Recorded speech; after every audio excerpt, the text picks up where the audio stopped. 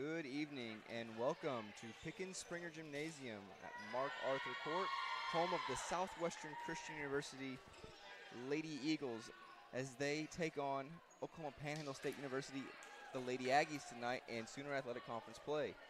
Some starters for you: Panhandle State, number 7, Angela Youngs; number 8, Lauren Baldowski; number 9, Leslie Galarza; number 13, Ebony Dykes; number 21, Julio LaForce; and number 23, Essence West. Your libero for the Aggies is number 11, Gracie Souza. For SCU, the starters: number 1, Tessa Ortiz; number 2, Tammy Sawyers; number 4, McKenna Thomas; number 5, JC Coyle; number 6, Paige McGee; number 14, Faith D'Souza. And your libero tonight, number 3, Treasure Mozon. As the game has been kicked off, Aggies get the first point of the night as they get this free ball opportunity coming over. And through the block and down, makes it a 2-0 lead for the Aggies here early on. The Aggies come in tonight 18-10 overall, SU at 10-17. Both teams battling for the last couple of positions here in the season for Sooner Athletic Conference tournament play. McKenna Thomas with the swing, and her roll shot is right down in front of the libero for the first point of the Eagles tonight. Perfect cut shot right around the block. And in for the first time tonight is number 17, Megan Graham, the freshman.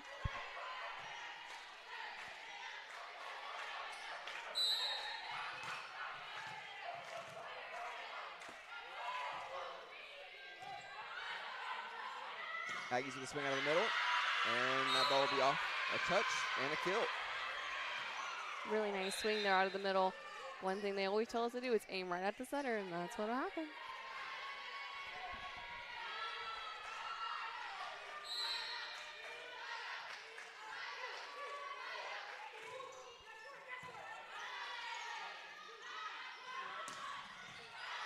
Nice line shot there by McKenna Thomas. And number 23 had all the court to choose from because there was no block up on her. Yeah, good swing there by Essence West. The senior from Dallas, Texas, is leading the team overall in kills tonight. She has 259 coming into tonight. A very balanced team from Panhandle State. 6 players with 90-plus kills on the season. And those are impressive stats because she is quite undersized for an outside hitter in this conference, but she is absolutely killing the game. Yeah, listed at 5'7", but definitely playing much larger than the 5'7" that she's listed at. Much larger. And she gets another kill right there. If I'm coach, if that keeps happening, I might consider a commit on her. Eagles looking for a side out. Insistent ball. Ball's blocked. Kept alive. Free ball coming over. Aggies with a chance now.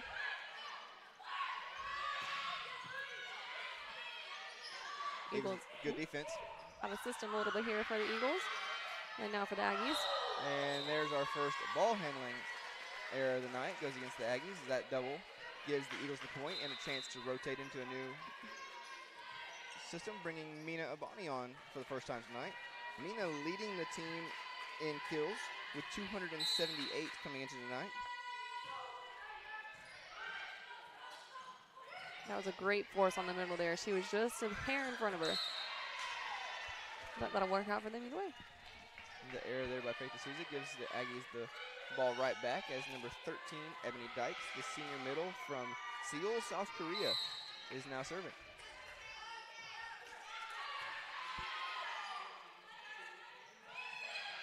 The ball's tipped and blocked, kept alive. Eagles with another opportunity here. Mina with a swing, rolls over. Penn with a swing, cross court, dug out. Mina with another chance. And that ball's out as it hits the ref. Eagles a little bit slow to wake up here in this first set, but if you've listened to us before, I think we talked about that quite a bit. But a service error by the Aggies will give us a ball. Yeah, if you've followed along this season, we've mentioned it a few times during the broadcast. Some slow starts by the Eagles, and then we kind of get jump-started in the second or third set, and all of a sudden you're like, wow, where did this team come from? It's a different team. If you've been following these girls, we've had that a couple times throughout the year, so I know that Coach Yarbrough is just looking for that consistent game the entire way through, either a 3, 4, or 5-set match from her girls. That's what she's just really looking for. But she is getting there.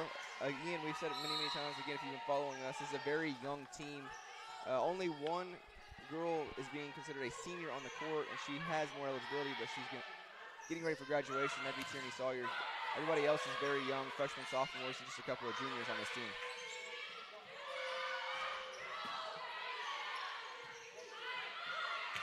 Good little scramble there by the Eagles. Aggies with a good touch, but it's into the stands. Point Eagles. And back on the court is number 6, Paige McGee. One of those freshmen. Playing really scrappy here to begin with. We're running Faith all over the court, but she's doing a great job at still giving us plenty of opportunities to try to put the ball down. Yeah, Faith really affects the game in multiple ways, not just as the setter, getting the ball pretty much every time through, but the lefties got multiple sides to her game. She's actually got 274 digs to go along with her 730 assists. She's pretty good at the service line. She's one of those juniors, so it's nice to have some of that upperclassman leadership. She's one of the captains of this team, and she's also been asked to play some right side throughout the year with that lefty swing. So she does a little bit of everything for Coach Yarborough, just kind of stepping up as that junior upperclassman. Very dynamic. I would hate to be a middle blocker on her because you never know if she's going to set it, dump it, or just take a swing at it.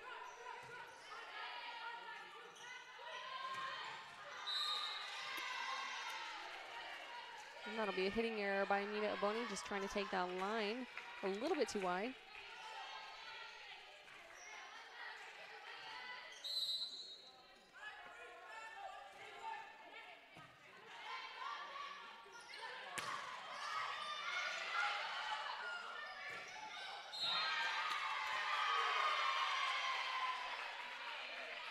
And a net call goes against Panhandle State, so that gives the Eagles the point as J.C. Coyle comes on. She's back to serve.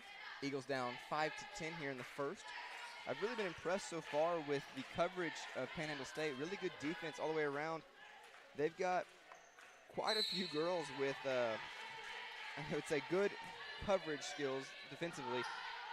186 digs, 127 digs, 192 digs, 227 digs, 259 digs, and Libero at 415 digs. So, I mean, you've got to really be committed to playing defense when you're that spread out all the way across, and it's not just one or two girls getting after it. Your entire team is committed to playing defense, and so far we've seen that. Very much so, and even in their record, I mean, they're very well-rounded because you don't get 18 and 10 by, just playing defense. They're very, very good all the way around, and that's something that we like to see. And they get that block down for a point as Coach Yarborough is going to use her first time out of the match. 12-5, Panhandle. We've been talking about it all year, just the experience that these girls are getting as they're playing. Very, very young team. We've mentioned it, and you're going to hear it throughout the night. You're going to hear us say a freshman coming on for another freshman.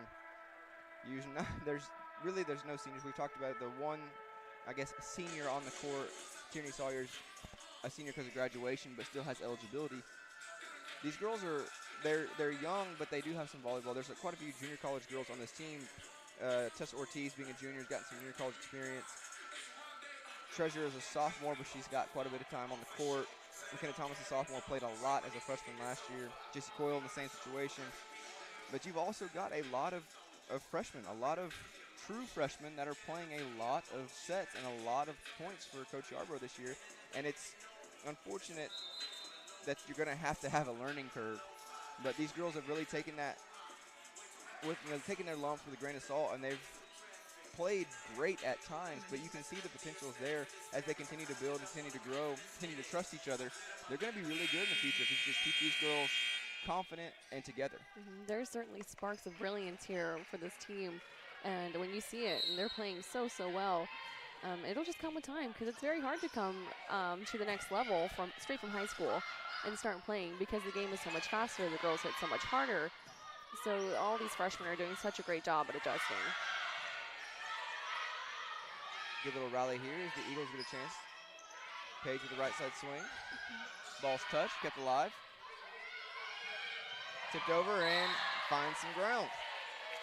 Point Aggies, and that was something we talked about just a minute ago, was the great defense, the team collective sellout for defense that Panhandle State's had. Is Essence West with a huge touch of the back row. She's leading the team in kills, and then she's not afraid to get down and dirty and gets on the floor and gets that ball alive.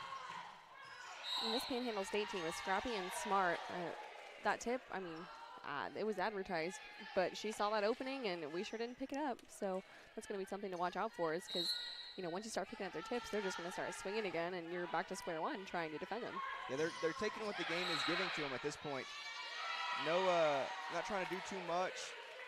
They're swinging when they need to, but they're just playing smart and keeping the pressure on the Eagles right now.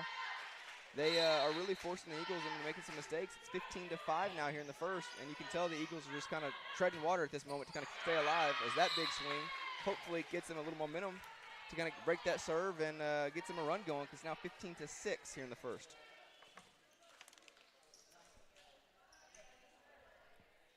And we will have Treasure Moslon back on the court and on the service line.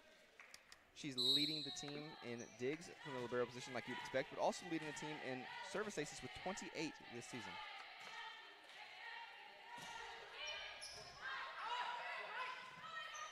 That was a great save there by the Panhandle Setter. Mack with a swing. Ball's dug out tight. Another chance. And Aggies do a great job keeping it alive. Eagles with a chance to use this one. Right side swing. Big swing. Great approach. Good aggressive swing. Gets the kill. Very good. Nice big hole in the block for Panhandle, and Paige just swung right through it. The freshman, the lefty, with a big swing there on the right side. She's kind of been asked to do quite a bit in her freshman year. We talked about it a few weeks ago, maybe a month ago now, that she was having to play a little bit in the middle, a little bit all the way across the front row, was asked to play a little bit on the back row. Coach Yarbrough's just really trying to get her girls maybe in a little bit uncomfortable situation so they can continue to grow, continue to get better. But like we talked about, it's going to help them in the long run. These girls are going to be a very good, well-rounded team in the next couple of years. Yeah, because you never know who's going to get hurt, and someone's going to have to play a position that they may not play all the time. And having some actual game experience there is going to make you feel much more comfortable when you have to step in for an unknown amount of time. It's one thing to do it in practice, but doing it in a game setting with somebody else, with the adrenaline going, a different jersey across the net, it's a much different animal. That ball is deep for the service error, gives the Aggies the point, 16-8 here, as they will bring in some subs. Looks like number 9, Leslie Galarza, the senior setter from El Paso, is now serving. JC Coyle digs that one out. Aggies with a chance. They tip. Dug out by Faith, kept alive. Out of system ball here for the Aggies, and a free ball coming over. Eagles need to use this one. Both sides of the court just look very confused right now. Yeah, a little bit of sloppy play there. Both sides kind of almost weren't sure what to do with it. Some of those balls kind of questionable on the net or on the line. They just kind of froze for a second. Not a lot of communication there. Everybody's kind of took a break, I guess, bought some popcorn, but ended up being a good swing at the end of that from Tierney. She goes off the block and out of bounds, gets the point for the Eagles. You know what I'm loving to see right now is that, I mean, on both sides, the serve receive hasn't been super great, but both teams are really trying to force the middle, and I think it's to the extent of all four middles are a bit surprised kind of when they get set on an off pass, but you just have to be ready for that. But it's really, really great to see, because middle hitters are pretty underutilized in the sense that people think you have to have a perfect pass to run them, but you really don't as long as both of you are ready. Yeah, you get a lot of difference in these two teams with their middles, as that is a net call against the Aggies. Point goes to the Eagles. It's now 17-10.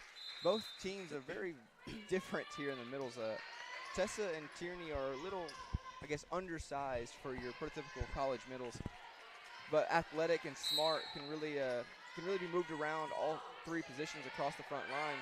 And then you go to the Aggie side, and we talked about number 13, Ebony Dykes, the senior middle from Seoul, South Korea, at 6'2", more of the prototypical middle. Just a big presence at the net. You can tell she's going to have an effect on the game offensively and defensively at the net. That's just more what you're looking to see. So it's a very different style of game on both sides when it comes to the middle.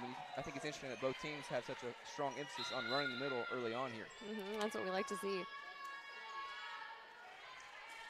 Aggies the point there is number 4. Mia Sanchez, the freshman setter from Edmond, Oklahoma, is now serving.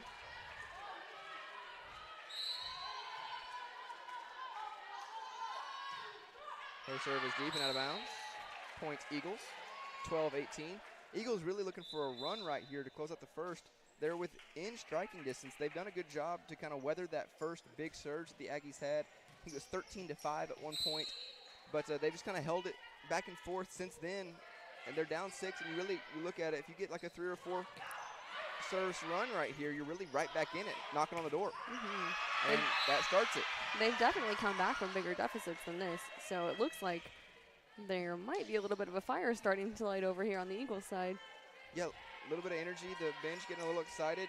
Good swing there, gets the point. We've seen the Eagles, we talked about it early on, starting slow and then kind of just out of nowhere, like flipping a switch. But sometimes it just takes one swing. Sometimes you kind of are just waiting on something good to happen before it gets you going. And you're just hoping that it happens quick because it's 19-13. You don't want to see them flip a switch in the second or third set after you're down 1 or 2 sets to none. You really want to get that going quick and then carry that momentum through. Especially at home, you want to take advantage of that. You know, a big difference that I'm seeing between the teams that's winning and the team that's losing is that OPSU's bench is really, really involved. And they're really loud and they're cheering their teammates on. And, you know, the Eagles are a bit, you'll hear a cheer here and there, but they're a lot more quiet. And you don't know how much it helps to just have your girls behind your back like that. You know, if we got that excited for every point, this would probably be a very different story. Yeah, you get swings like that, you get a reaction like that from your bench. It kind of fires you up all the way around. It's a 5-point game. You don't know. It could be a 5-point game the other way around. We're covering SCU Matthew volleyball game not too long ago here in Pickens Springer Gymnasium, and we just felt the momentum swing come in once men's basketball came in and the fans really got into it, the crowd got into it, and the Eagles stormed through, just completely grabbed momentum and ran with it, and actually beat Matthew that night in a fantastic volleyball match. But it was all because of the momentum of the bench, the crowd, just the electricity in the gym. It makes such a big difference. Such a big difference. And right now you can feel a little bit of that coming, a little start after those couple of kills. Close the gap a little bit to a 4-point game, but right there a little bit of miscommunication gives right as the Eagles are about to take advantage of that momentum, they just kind of sizzle out a little bit, and it's now 20-15 Panhandle. Really got to get a break serve here. Side out, get this one right back. Yeah, unfortunately, Panhandle, they're doing a very good job, but they really haven't. That was a wonderful dig. Wow. Good dig there. Free ball. They haven't had to do a whole lot because all you're really having to do is wait for us to make errors. Like that right there. That's just a miscommunication. That's something that Coach Yarborough is not going to be happy with. She's not – the level that she's wanting these girls to play at, that's not acceptable. You have a great opportunity there. You got a free ball opportunity. You have a chance to really just grab momentum right there with a big swing out of the middle, and you just don't really know who's going to take advantage of it. Neither Mina or Tessa swung at it. Ball falls. Gives the Aggies a little bit of momentum. You get a little frustrated, and then you come right back, and you hit one out. So a lot of momentum now to Panhandle as it's 22-15. That just snowballs pretty quick. I mean, when you have a free ball opportunity, you've got to put that down. Off the side backboard, but playable. Free ball. Good spot there. And Panhandle has to just tip it over. Nice hands from our outside hitter all the way out to Paige. Put that assist in the column, pretty please. Hey, you take it. McKenna had a little bit of a grimace there. She was, not 100% sure if that wasn't a double, but hey, no harm, no foul. It wasn't not a double. It only matters what they call it, and they didn't call it a double. Great dig there by J.C. Coyle. Mack with a good swing through the block, but it's dug out. Faith with the touch. Mack with another set. Kind of surprised J.C. there. I don't think she was expecting to be on the receiving end of that set. No, but good rally there both ways. Some bodies flying around from both teams. The girls are playing well here, 23-16 Panhandle. The girls are, like I said, they're back and forth action now. Ever since that first surge from Panhandle really put them out front, it's been, pretty much back and forth. A couple of small runs here and there for both teams, but pretty much point to point. Fairly evenly matched, yeah. Since that first surge. And the service ace there will get the first set point of the night. Aggies now looking to close out the first set. It's 24-16. Tough serve there by the libero. That dropped just right in front of McKenna. And then she goes deep, and that's on the line. And another service ace for her will end the first set. Tough way to end there, but Gracie Souza, the junior libero from Nevada, Texas. Never heard of that one before, but that's a new one for me. But she, something she's used to doing, the 2 service aces are right there to finish the first set. She came in tonight with 40 of them on the season, so not surprising that she was able to knock that off, but a little surprising to the Eagles, thinking you might get a hometown call on that one, but catches the back line, and point goes the Aggies' way. So the first set finishes 25-16 for Panhandle, and we will be back here in just a few minutes with some first set recap team stats.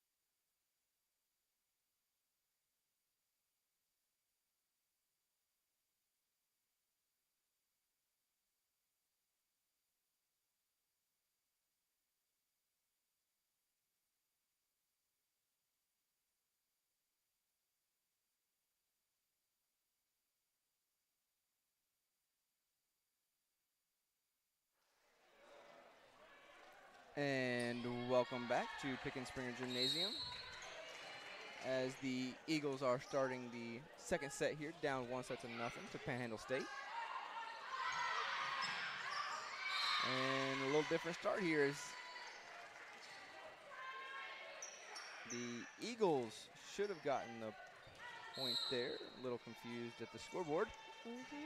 But Eagles start the second set with points. They serve again. And now we're 1-all. We are a little backwards on the scoring, but the score is correct. Gave a point to Panhandle when we got it and gave a point to us when they got it. But it's 1-1 either way you look at it. We are squared. We'll see what happens now. And service ace.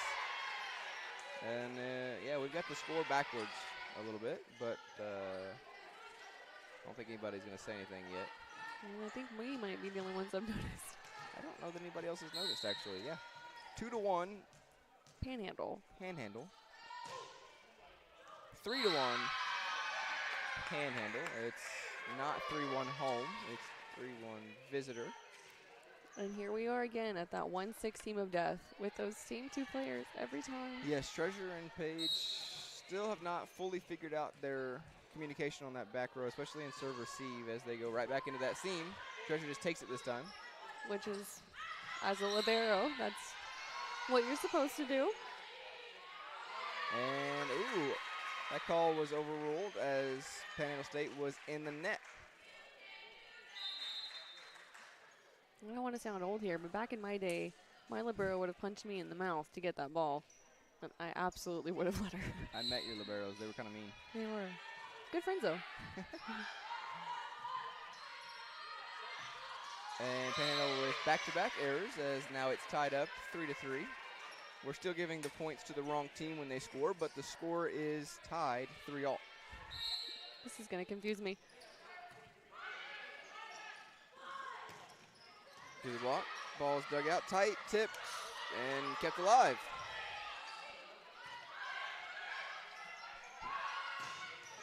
Big swing from the right side there, number 6. Brianna Rosario, the freshman from Burleson, Texas.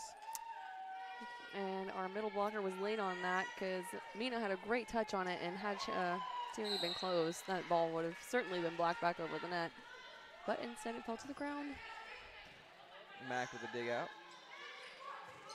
Tierney swings, and she finds some open ground in the back corner as it's tied up 4-all now, and she's back to serve. Tessa comes on, Treasure goes off. And again, score is given to the wrong team, but we're 4-all. 4-all regardless of who the point goes to. Somebody tell them. And service error that time gives Panhandle the point as they make a couple of subs. Tierney goes off, Treasure comes back on. I don't know, maybe she's got the yips tonight. Those are 2 service errors for her, and they're not long, or they're pretty bad ones. Yeah, the first one in the first set was definitely rough. That one was not much better, but it was better. But yeah. Not great. Not great, but it's okay. It's unlike her. Unlike her, very much so. She's been a very good, consistent server this season. Just give her a chance to reset mentally and physically, and she'll come back in. And I think she'll be fine as we go on. She's just got to get a chance to reset as Panhandle gets their second double call of the night, giving the Eagles the lead. Hey, and we got the score right that time. Home scored, and the scoreboard actually reflects it. So, hey, thank you for tuning in to my TED Talk. Ooh, great force to the middle there. She was just, well, she was pretty early, but she managed to keep it in. Panhandle with a free ball. Eagles with a chance. Nice. A little different look there. Yeah, a little different look there. Tessa went out wide to the outside, kind of spreading out those defenders, and then Mina circled in behind her, came into the middle, and got a big swing out of the middle. And that gives 7-5 lead to the Eagles here in the second. Back in my day, we called that a stack. Back in my day, I didn't know what to call it. That's right, because you're older than me. Yeah. Back when dinosaurs walked around. Right. And that'll be the 3rd ball handling error from this Panhandle setter. That's 3 doubles for her. And 8-5 lead now for the Eagles.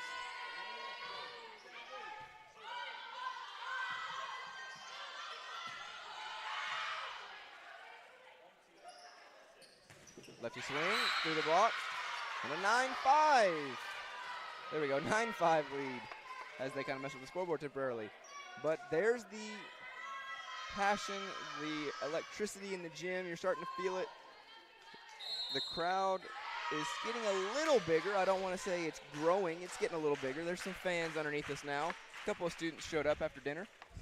But the bench got into it, and you could feel them get a little excited. They're taking a little bit of momentum, and Panhandle has to call timeout to try to weather the storm. This team is very backwards because typically you have what's called a second set slump. So you come out on fire, and then the second set starts, and you start off really cold, and it takes a long time to get woken up. But the Eagles here, they just come off real slow, and then the second set starts, and they're like, okay, You I'm ready. almost a chance to get a warm-up in, I guess, in the first set. And then the second set, they're like, oh, hey, it's time to play. Let's get after it. But a little different. Just maybe a mindset.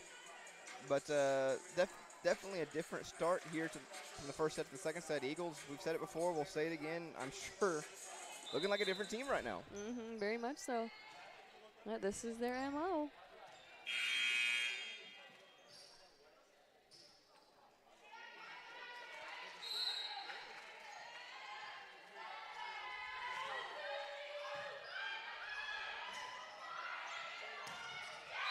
And Panhandle with a good use of their timeout there. Gets a side out immediately. Now 9-6 as they make a couple of subs. That was a nice force through the block there for number 21 on Panhandle's side.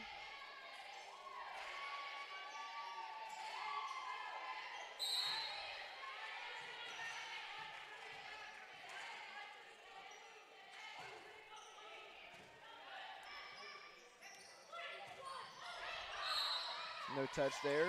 Point goes to Panhandle. That was a really good run there. I'm not entirely sure what happened. Might have been a little early. Looks like the timing was a little off as Tessa approached that ball. It seemed to be kind of more by her shoulder neck area as she kind of went through that swing.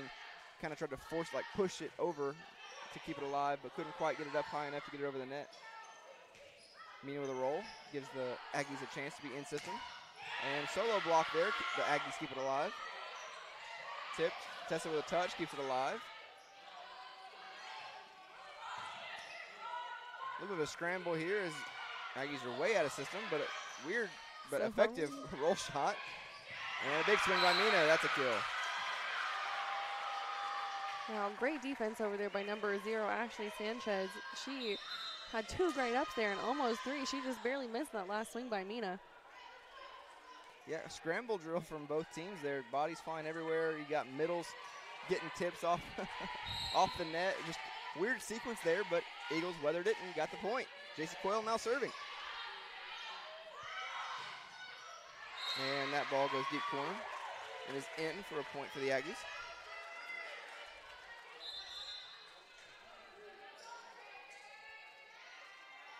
And our defense back there just kind of looking at each other like, you gonna get that? Tough spot there for the Eagles to kind of cover on that one, but sometimes it's just a good spot. Beat you. That should have been a double.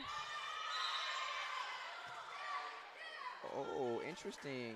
I don't know about that one. They're calling it a block, but I thought she kind of went to swipe that one a little bit. Yeah, I think she went to kind of play it out. I don't think I would have called that a block. I think the up ref made the right call there.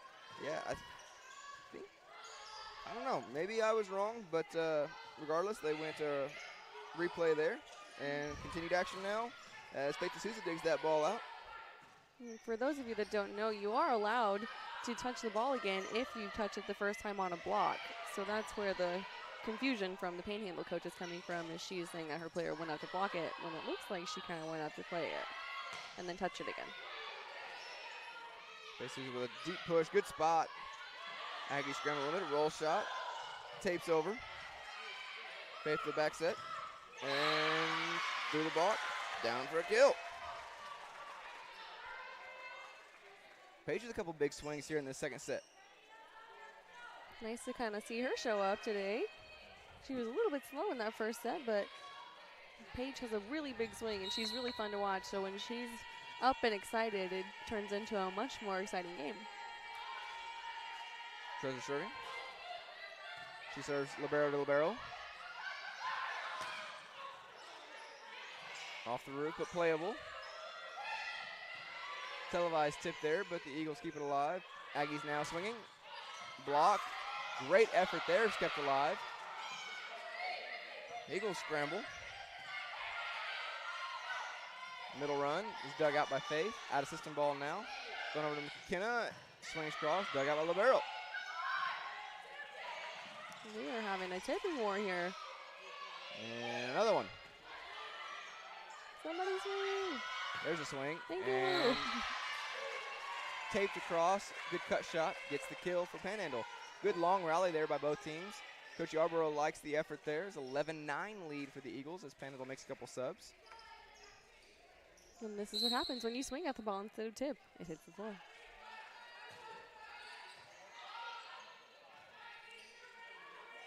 Big swing there by the Eagles. Good coverage. And another tip. And this time, same shot. Doesn't get the lucky tape to slow it down. And that one goes well out of bounds. Point Eagles. We'll take it.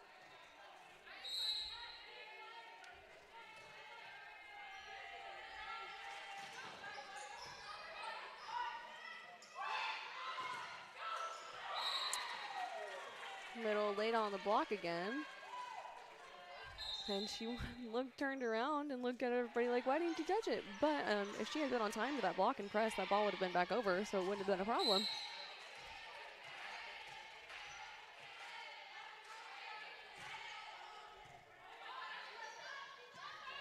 Eagles here out of system, but a nice swing by McKenna Thomas to get it back over.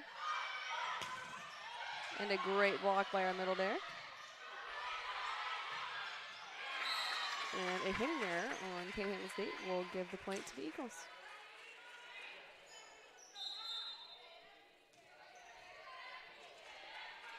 Back to the service line is McKenna Thomas.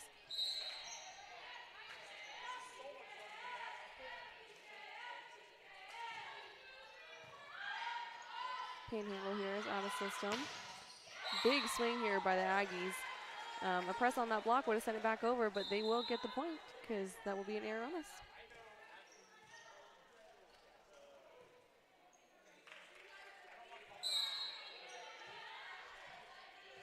Back on the service line for the Aggies is Ashlyn Sanchez.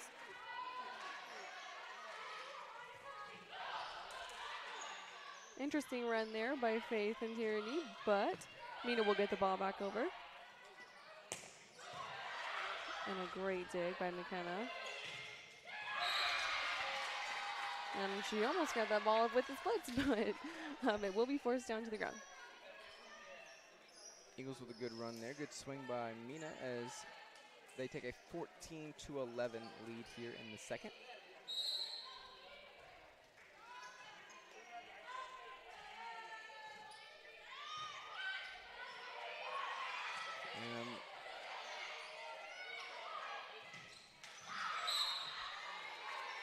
If he approached their swing from the middle from Panhandle, looked a little throw-ish. I don't know, I saw a lot of palm there. Little throw-ish. I will say ish, so I'm sounding a little less biased. But Eagles end up hitting that one out of bounds. So Panhandle's point, 14-12, Eagles. Good service deep ball there by McKenna. Mina swing. Panhandle saying no touch, but played on. Good block there by Tessa. Ooh, nice swing Big there by swing. Faith.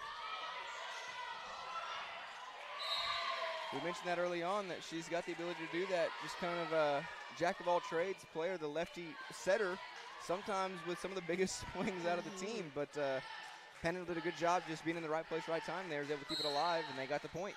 Eagles are playing defense on their heels just a little bit, so that ball fell. But that should have been got. That was a pretty easy diggable ball.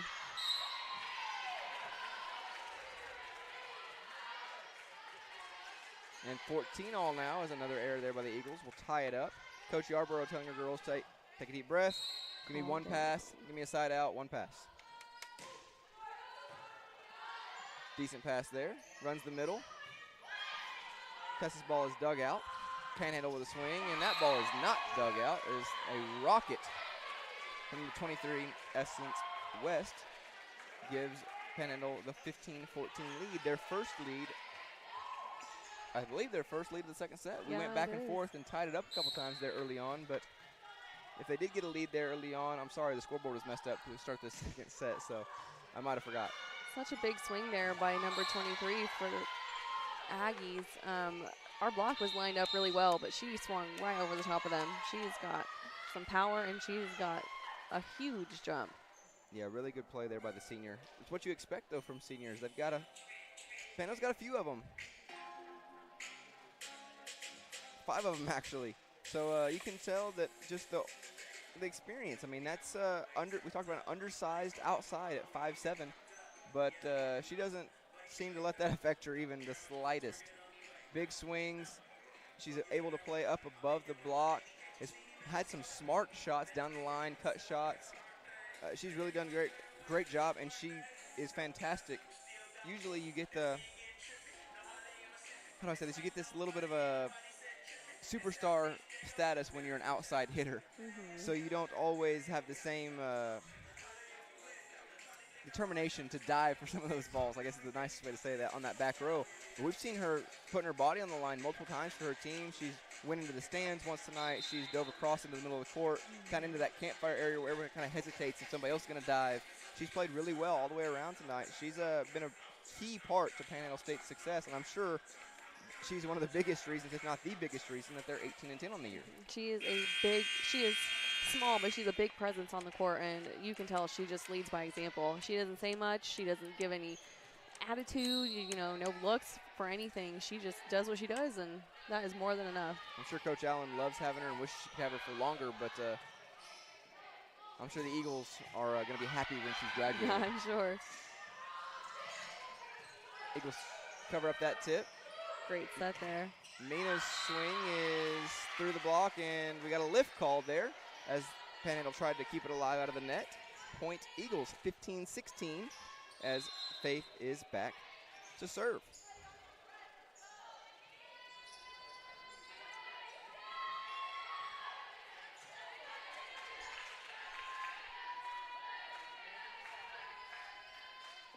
And referees are ready. We return to action. Faith serve is up. Nice serve there by Faith. Roll shot. Kept alive. Good change of direction there. Faith really got the whole flow of the defense moving towards that outside. I was able to throw it back to the pin for a right side swing there, but Paige is not able to get it over as that ball is into the net for an attacking error. 17-15 now, Panhandle State. Really smart setting decision there by Faith. Unfortunately, we were not able to execute, but yeah, that was picture perfect.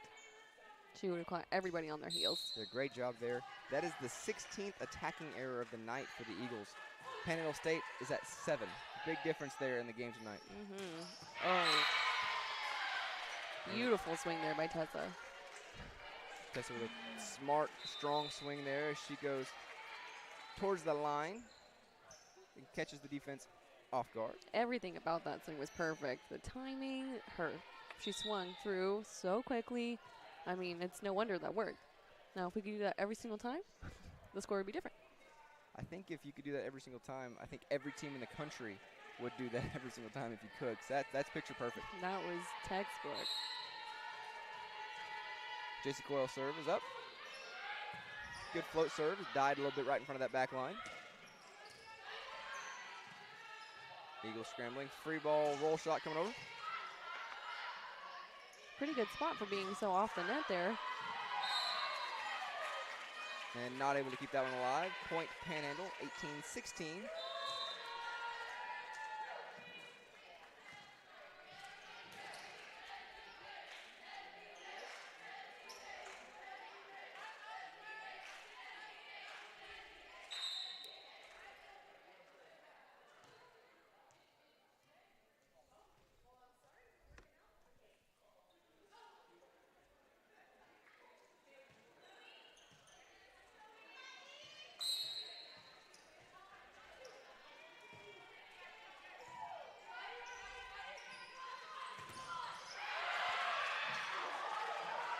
Great hustle there by our Eagles. Unfortunately, it didn't work out for us, but wow, that was a really, really good effort.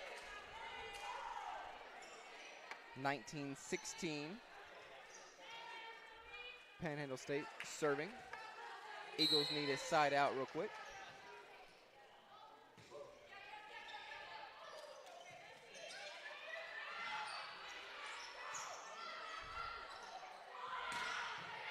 Great dig. Great swing, great dig.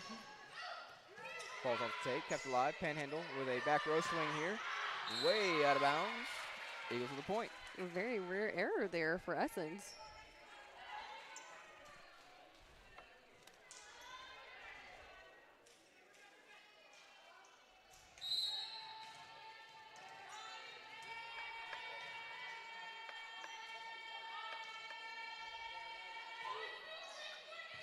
Georgia with a good serve there. Floats in front of the libero. Page's swing is off the block and down. 18-19 now. Eagles chipping away and staying right there with them. And that is more like the Paige that we know, forcing that ball through straight to the ground. She's so strong and she's so raw.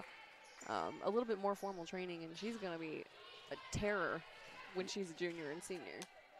She has really got the strength and athleticism to play really anywhere on that front line. Like you said, just a little bit of tweaking in some of the fundamental side of things. I think as the college game, she will continue to grow and develop, and that'll help her. She'll be a tremendous player. That ball's in. 19 all. And we see some life here from the Eagle bench that we haven't seen in quite a minute. Perhaps we'll get the crowd involved, who knows? A little bit of a celebration mistake, error, I guess, on the bench there as Kaya and some teammates bump into each other, and now we've got a lost shoe. Hey, you know what happens. Love to see the girls getting excited, though, so, hey, that was good to see. Error there gives Panhandle the lead, 20-19. Back and forth action here in Pickens Springer Gymnasium. And Eagles right back. 20 all as Coach Yarborough getting a little fired up right there. That was a really good set there by Faith. Wouldn't suggest swinging right into the double block, but this time it worked out. She definitely had a cut shot there, but we will take all the points we can get. Good touch there, but not able to keep it alive. Point Aggies, 21-20.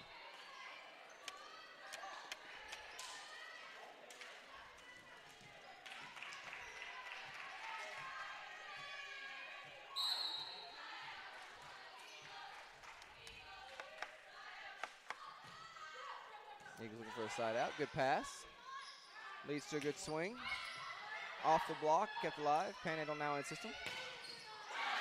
Great up there by McKenna. Right place, right time, and a little bit of a self-preservation there as that ball was right at her face, but good up, and the Eagles are playing good defense. Keep this one alive. Deep roll shot there. Eagles with another chance. Good defense again, keeps it alive. Another chance for McKenna. And that ball is down for a kill. 21 all. And that will be the longest rally of the night by far. Oh, great rally both sides. Good effort all the way around. Eagles come out on the right side of that one, 21 all. But no complaints there for Coach Allen and her staff. They just gave us a quick clap. If it goes the other way, Coach Yarborough gives the quick clap. No big deal, but both coaches pleased with the effort on that one for sure. Definitely. That was fun to watch. Mina with a roll after she gets that one. She dug it out, was kind of in a tough spot. Didn't get a chance to really transition into that one, but she did the most of it. Good spot with a roll and got the kill. Eagles 22-21 as we go timeout Panhandle. It certainly helps that Panhandle's defense was standing straight up right there. Yeah, caught Panhandle off guard a little bit, I think. That was just a really good spot. Some team comparisons real quick. Panhandle has really had to play a lot of defense tonight. 44 digs on 90 attacks from the SU Eagles. 44 digs for Panhandle here, and we're still in the second set. 90 attacks for the Eagles, 77 attacks for Panhandle State. So Eagles really doing a good job just kind of forcing the tempo, continuing to come at them over and over again. 24 kills, 17 errors, only hitting .078. Would like to see that number jump quite a bit. 24 assists, the 1 service ace, 4 service errors. Really got to limit that going down the road. 5 reception errors will give Penn State the 5 service aces. Need to work on that just a little bit as well, clean that up. But overall, a pretty solid, especially second set, pretty solid second set here for the Eagles. Pretty solid match overall, except for that first maybe 10 points of the first set when they came out kind of asleep. Big swing there by Mina and another one. And now the whole bench is getting into it. Huge, huge swing there by the freshman. That one, boy, that had some power behind it. Yeah, a little aggression as we are 23-22 now as that service error. We have a discrepancy in the score. Our court score is showing 23-22 Eagles. Our live stats is showing 23-22 Panhandle.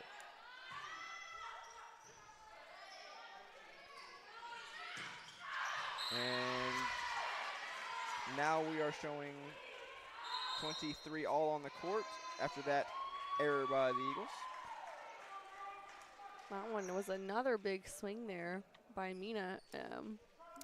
You know, what we don't see is, it sounds kind of stupid, but nobody's really swinging with a lot of emotion here. You know, everyone's just kind of trying to put the ball down, but, you know, when you really get behind it and you have something to say when you swing at that ball, that's really when you have your best hits, and I don't really see a whole lot of that from either team. No, not a lot of that for sure. Some individual stats as we double check on the score. As we're checking on the score, double checking between the table and our statisticians. Panhandle State with a very balanced attack offensively. Ava Newby, number 15, with 5 kills, leading the charge. Leslie Galarza, number 9, with 11 assists. Gracie Souza, number 11, with 10 digs. Number 23, Essence West, with 12 digs. For SCU, McKenna Thomas and Mina Abani, both with 7 kills. Faith D'Souza with 21 assists. Treasure Mozon with 11 digs. McKenna Thomas and JC Core with 9 digs. And point Eagles there. And now we are 24-23 as we've gotten the score corrected. Eagles up, looking for set point.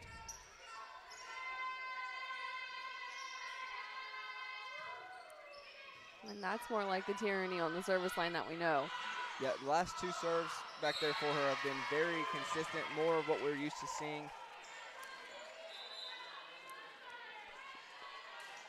She got a little unlucky there. That ball was in front of her. Didn't quite get her feet to it. She kind of took a step and kind of reached instead of sliding in underneath that one.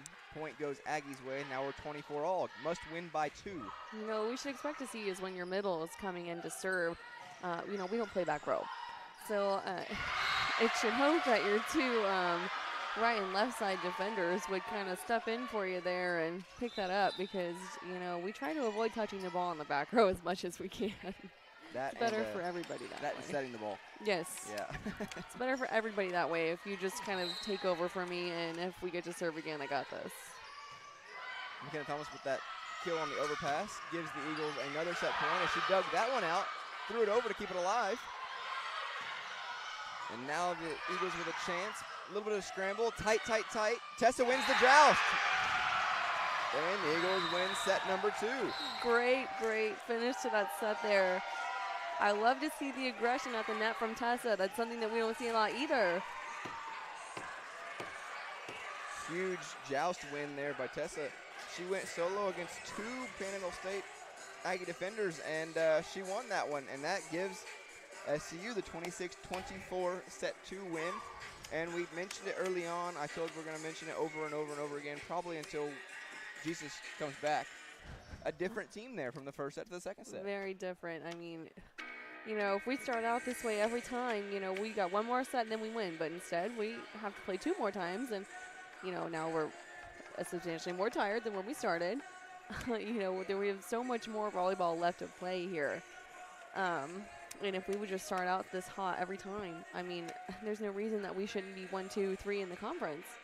Yeah, if you play consistent volleyball like you did there or like you did early in the season, we were covering the OCU match that went 5. We watched that one we've covered some matches that went 5 and other teams. I don't know if it was, I think it was MacU, I apologize, that went 5. We watched the OCU game that went 5. It's just been a lot of long battles, and it's been a game of attrition for these Eagles. If you come out, like I said, if you kind of just come out and you play that consistent, hard-nosed, start to finish, the key word being their start, they're playing well to the finish, but if you come out playing the start, you probably play 20 less sets on the year. I mean, the record would speak for itself. You said that they're playing with everybody in the conference. MacU's up there. OCU won the conference last year. I mean, outside of SAGU this year, the conference has been pretty wide open. I mean, shout out to SAGU. They're undefeated right now going in. They're looking to close out their regular season undefeated. They're 28-0, yeah. He's got a good group, and that's great. But there's no reason that you should not be right there nipping at his heels if you play consistent volleyball like you did just there. You don't have to be the person that puts it at the 10-foot line every time or makes these incredible saves or digs every single time. But if you play consistently, you're going to at least compete with the best of the best. Oh, absolutely. There's not going to be a single time that you're embarrassed or you're run out of a gym. You're gonna be there start to finish. And I'm just going to be honest. I'm going to give a little bit of a test here to the fans. The fans need to show up more. But part of that is also the girls, if they play volleyball like that in that set, the fans would be here on the court with them. I mean, we watched that MacU game, and the fans were on the edge of their seats on the court multiple times. Security was standing down there to make sure that they weren't getting any closer to the action, or they would have been playing themselves. But if you play volleyball like we just witnessed that set, this gym would be buzzing, would be full, would be packed, would be exciting. You would be shocked to see how much different this team would play with that support behind them. And part of that is on them, yes, but part of that is on the fans. You got to challenge the fans. If you are listening this at home and you're within driving distance and you're a fan of the Eagles, you got to get here. Especially, I'm challenging you. Show up. It's homecoming weekend, y'all. Come on now. Yeah, absolutely. Alumni weekend, homecoming weekend here on the campus of Southwestern Christian University. We've got so many things going on this weekend. Volleyball tonight, basketball, soccer, and volleyball tomorrow. You got the homecoming court, the banquet. You've got alumni dinner tonight. And if you are in the area and you're a fan or an alumni or a parent, a friend, even just driving down 39th Street, stop in.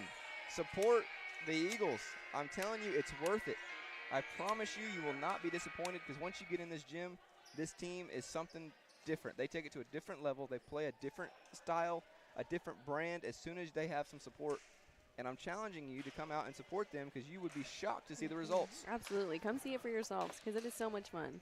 Even if you've never even watched a game of volleyball before. And this sport is so much fun. And, you know, I have all the worst thing you could ever say to a volleyball player is like, oh, don't you think it's like an extreme balloon, or don't let the balloon touch the floor? I mean, that's the absolute fastest way to get slapped. But, you know, just come and see for yourself. See these girls play. See them play for each other. Watch this sport, because it is so much more intricate than you could ever imagine.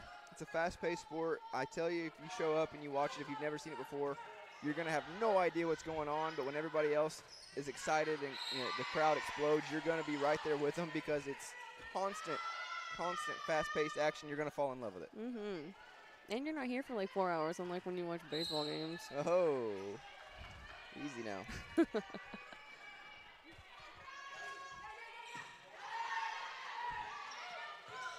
Nice swing out of the middle there by Tierney. Super, super, super good. Big swing there by I'm calling her a senior because I believe she is going to be shown the love tomorrow for Senior Day here in Pickett Springer Gymnasium, Mark Arthur Court. She is the only junior on this team that is going to be using her graduation and being done with her eligibility. She does have some more eligibility left on the table, but can't blame her for graduating and getting her next chapter of life started. So congratulations to her for a good career, and I know she's looking forward to the next chapter, and I'm looking forward to supporting her and having her showered with all the love tomorrow for Senior Day. It's going to be super fun. She's going to get all the love and all the tears, especially being the only one receiving them. That's right. But before she gets there tomorrow, she's got her girls in a tough one here tonight against Panhandle State, as it's 1-1 in the sets, 3-1 here in the third set. Eagles with a lead.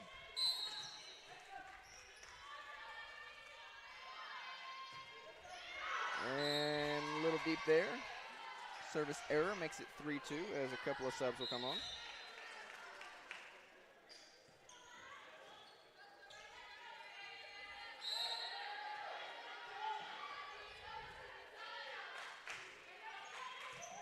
And ace there by Panhandle as that ball floats in and falls in front of Page. Panhandle attacking that SU corner of death over there.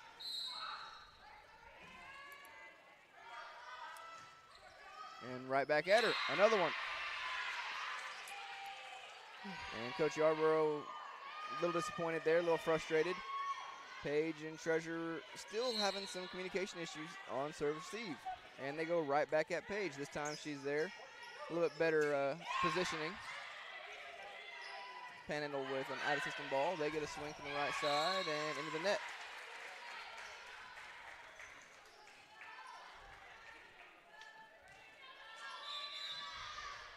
Subs for the Eagles as Mina comes on for JC. McKenna Thomas back serving.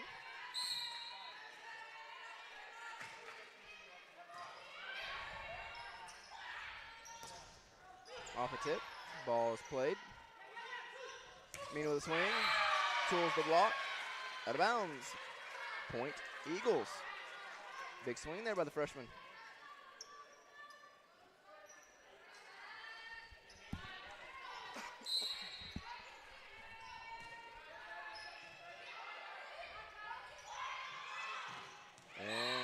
Big swing there by the senior for Panhandle. She ties it up 5-all. Hadn't got to see her in a little bit. She hasn't made her presence known over there. Essence West makes her presence known right there. Big swing, ties it up.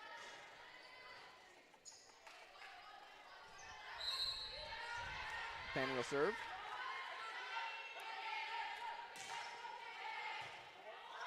Tight there for Faith, but she manages to get it over. Keeps it alive, gives the Eagles a chance to play defense. And she digs that one out. Interesting play, but smart play there. Yeah, we'll take it. Good touches there, and free ball over. Eagles with a scramble completely keeps that one alive. We were certainly... That's up. Stay in. Unlucky. Great effort there by the Eagles. Great effort, but you know what happens if we're not standing on our heels on defense? None of that. You probably step to it and you make a good pass and then you get a chance for a kill. But it doesn't look as cool. It certainly doesn't. Great pancake there. That was a very good pancake. Pancakes look cooler. Pancakes are not functional. Pancakes are cooler. My wife's a waffle person. Not a pancake person. I like waffles. And error there on Panhandle makes it 6-all as the Eagles are serving.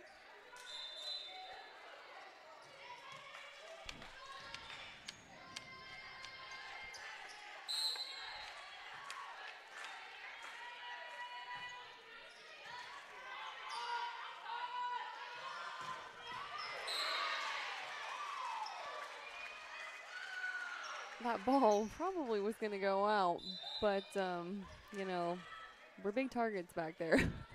Tierney was dead on it, and if she would have just stuck the platform, I feel like that ball would have been easily playable. If she would have moved, it would have probably gone out of bounds, but I think she did the exact opposite of both of those things and just kind of like yanked her arms back last second and almost did a change-up with it, and the ball just fell straight down. It was a very strange sequence there out of the back row, but play goes on, and back-to-back points there for Panhandle makes it 8-6.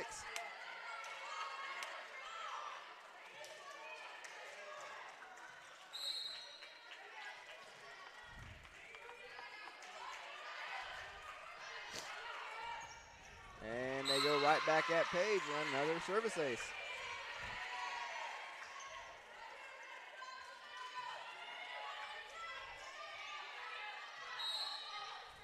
Eagles splitting their back row defense pretty heavy there to kind of force Panhandle into serving somewhere other than at Page, but they refused. They went right back at her. Thankfully, that one down the line was just short into the net.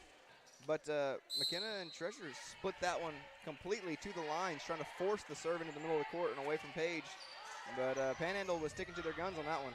I mean, it's very smart. Unfortunately, Paige's serve receive tonight has been suspect. That is, yeah, nicely putting it. It's been suspect. So, you know, if I'm Panhandle, I'm serving at her every time. I don't even care if she's in the front row. Big swing there. Kept alive. Great play there by Panhandle.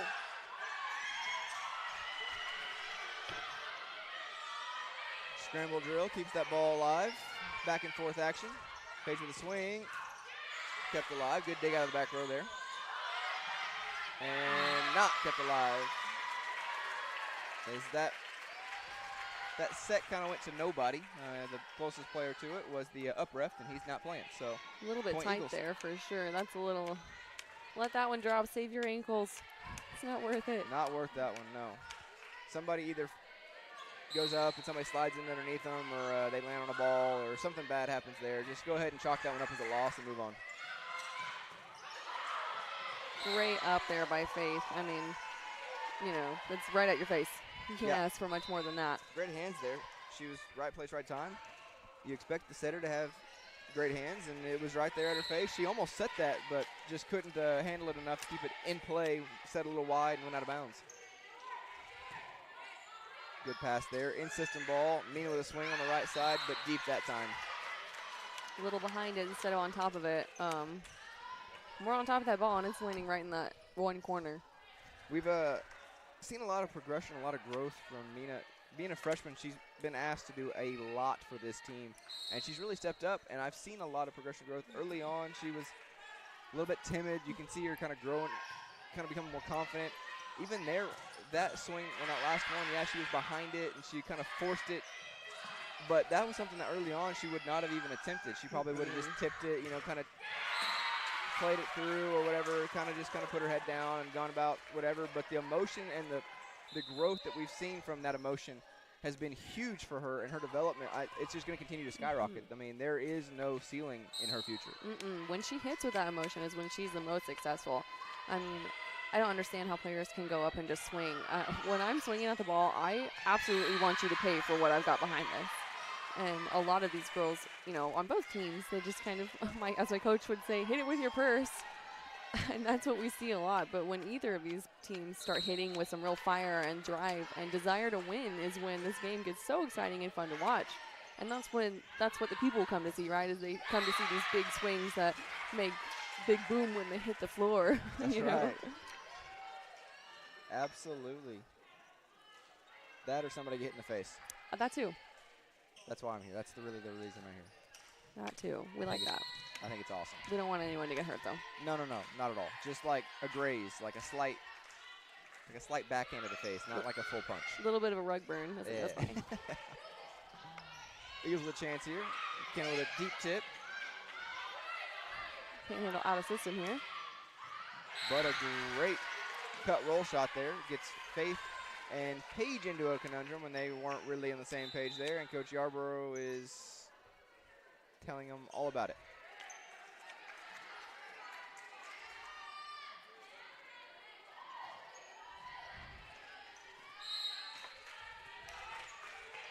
Panhandle up 13-10 now is number 9, Leslie Galarza. Serve is up. Paige with a lefty swing is into the net. Point Aggies. Timeout, Coach Yarborough and the Eagles. 14-10 here in the third as we give you some quick individual stats. Panhandle State with Ava Newby and Essence West, 7 kills apiece. Leslie Galarza with 14 assists. Remy Vargas, the second setter in this 6-2 that we haven't mentioned a lot tonight, but has played good volleyball as a second setter. She's with 12 assists tonight. Essence West closing in on a double-double with 15 digs to go along with her 7 kills. Gracie Souza with 12 digs. For your Eagles, McKenna Thomas and Mina Abani with 9 kills apiece. Tierney Sawyers with 6. Faith Souza with 28 assists. McKenna Thomas close to a double-double with 10 digs to go along with her 9 kills. Treasure Mozon with 14 digs, and JC Coyle with 10 digs. The big thing tonight, going back and forth, the errors. 22 attacking errors for the Eagles, 11 for Panhandle, 8 service aces to 1 service ace in favor of Panhandle, and 6 service errors in favor to 3 in favor of Panhandle. I mean, we said this until we're blue in the face too, is that, you know, our Eagles, they make a lot of errors, and that's what kills us, because, you know, you give yourself at least 2 or so a set, and if you do that, the score is very different.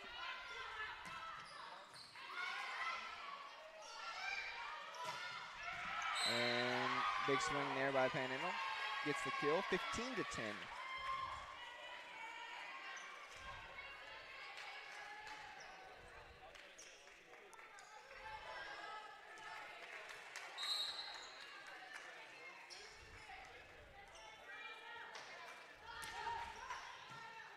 Nice pass there by JC Coyle. And a different look there as McKenna Thomas gets a middle swing.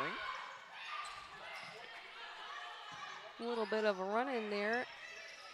Unsure why Tyranny pulled off to play that, but it ends up working out. But, you know, one thing they tell us a lot is don't turn around and reach, because you're going to have a defender back there. So I'm glad that worked out for us, but that could have been a really big error. Yeah, we've seen that a couple times tonight with the, especially the middles, kind of peeling off the block off the net and kind of reaching back and getting weird tips and some weird sequences, but it's worked a few times, as that one is under the net by Panhandle, gives Eagles the point. We've seen it a few times tonight with just kind of reaching back and playing that ball. It's really been some like strange sequences for both teams, just kind of scrambling to kind of keep things alive, but sometimes you just play, and if it plays out, great, and if it's not, you chalk it up and you watch film and you fix it next time. Super lucky dig there for the Aggies. Didn't end up working out for them, but that ceiling ended up being their 7th player there for a second. Yeah, if you are new to volleyball, you are allowed to play it off the ceiling on your side. If it hits the ceiling and goes over the net, it is considered out of bounds, but you are able to play it off the ceiling on your own side.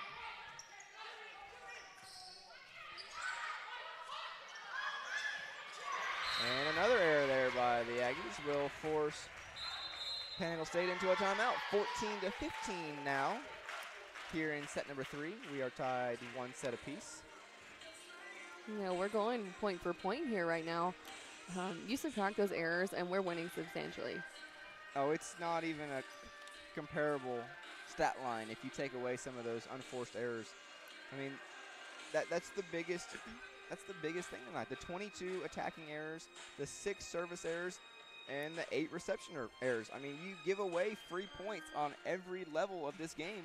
It's going to come back and bite you at some point. Now, they're doing a great job staying in here, battling, but we talked about you're going to have to go an extra set, maybe an extra 2 sets, the way this game has been back and forth.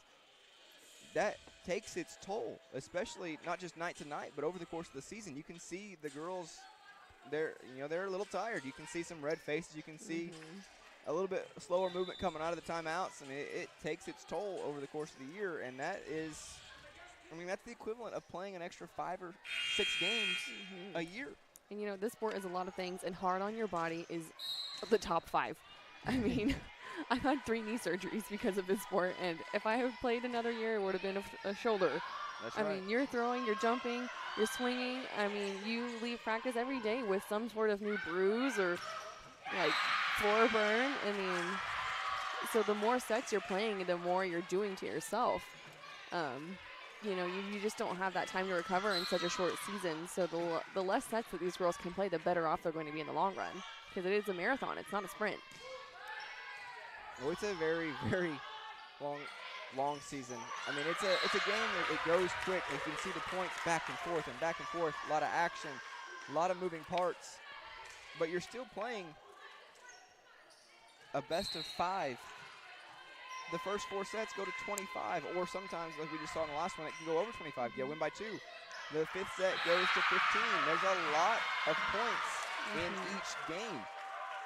that builds and builds and builds, and like you said, it's so tough on your body. There's so much going on.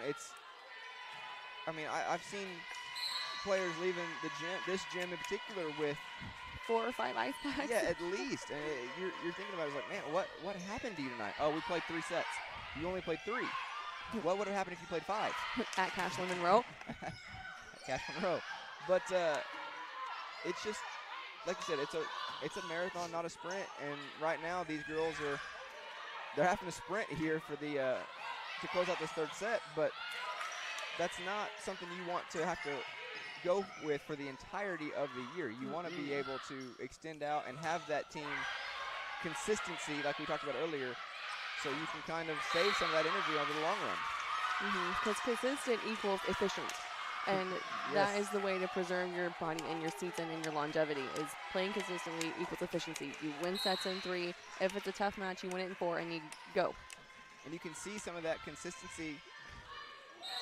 I spoke a little too soon there, as that was a service error, but you see a little bit of consistency there on that run by the Eagles as they put all the pressure on Panhandle, and Panhandle was the one that was early on super consistent, especially on defense, and now they're scrambling. They're making the errors. They're not handling balls and getting good passes anymore. You kind of flip the narrative on them. The consistency is efficiency, like you said just a minute ago, which is great. If you can keep that consistency, that pressure, that consistent play, it doesn't have to be phenomenal. It just has to be consistent. And that is a consistent good play, and that keeps the pressure on Panhandle. I'm not sure where this defense has come from us, but I love it. No, it's been great effort all the way around. And that's still a good touch, just a good swing beats a good touch there. That was a wonderful swing out from the senior from Panhandle. I mean, we sang her praises all night, and that is exactly why, because, I mean, that was a tough, tough cut shot. And she has some power behind it. Eagles holding on to a 1-point lead here in the 3rd, 18-17, as that down the line shot is dug out. And they are kind of force-feeding the senior here to kind of get them back into it, now tied at 18. A little bit of a hole in the block there, but I think that she's starting to use Faith's size against us. She's short, and, you know, as a good hitter, you kind of figure that out and try to swing over. It's a little good smart play there. So it's a little different back and forth action. Faith and number 23, Essence West. I mean, they've been face against the net pretty much all night tonight against each other. Faith has been a part of almost every block attempt on Essence, but sometimes you rise up and somebody keeps rising up with you. I mean, I've seen it in basketball, you've seen it in other sports, football especially. Somebody just kind of out-jumps you, and there's nothing you can really do about it. You just do your job and let your defense line up behind you and hope you get a hand. I mean, right there's nothing that Faith can do other than hope that ball goes in the net, because she got up, she's well above the net, and Essence was probably another 4 inches above her. That's just a really good, smart play by the senior, and they are riding her right now in this 3rd set to kind of keep them right here back and forth in this game. Oh, lucky roll there by Mina. And a little bit of luck comes back around, and she gets a big swing and a kill. 2019 Eagles. Mina with a good swing there. Not a huge hole in the block over by Panhandle, but her arms were certainly behind her head, and that is why that deflected straight down to the ground. Something that I think another part of Mina's growth, yeah, we talked about the emotion that she plays with. Sometimes early on that emotion kind of got her in trouble. Maybe got a little emotional on the wrong side of things, kind of got too emotional, and they kind of picked on her a little bit. But she's kind of starting to learn to harness that emotion, put it into that aggression and that confidence. But another thing that I think just in her skill, her physical skill that has progressed and really gotten just tremendously better from the beginning of the year to now, her arm speed has really, really improved. She's swinging so much faster. And, I mean, she's grown on all levels, like you said, because, you know, Panhandle's going to get theirs and you're going to get yours. But if you get me, just know that I'm coming back for you tenfold. And you can see that in her now, whereas perhaps in the beginning of the season she would have just, you know, kind of turned away timidly and just said, okay. But now she's like, no, ma'am. You're going to get it again. You know, really huge respect to the way that the underclassmen have played on the outside for the Eagles. Last year, McKenna Thomas kind of was asked to do it all. as a freshman, she was kind of the go-to. I mean, night in and night out, and night in and night out, and then, hey, do you want to play back row and also swing from back here? I mean, really got asked to do it all last year, and she was a freshman. Now as a sophomore, you get Mina to come in as a freshman as well, and they have really shouldered the load combined this year. McKenna, I know I was told a little while ago that I'm missing the last game's stats, so I apologize that my stats are one game behind. But coming into tonight, McKenna with 242 kills and Mina with 278. I mean, that's a really deadly duo over here on the outside, and they're freshmen and sophomores.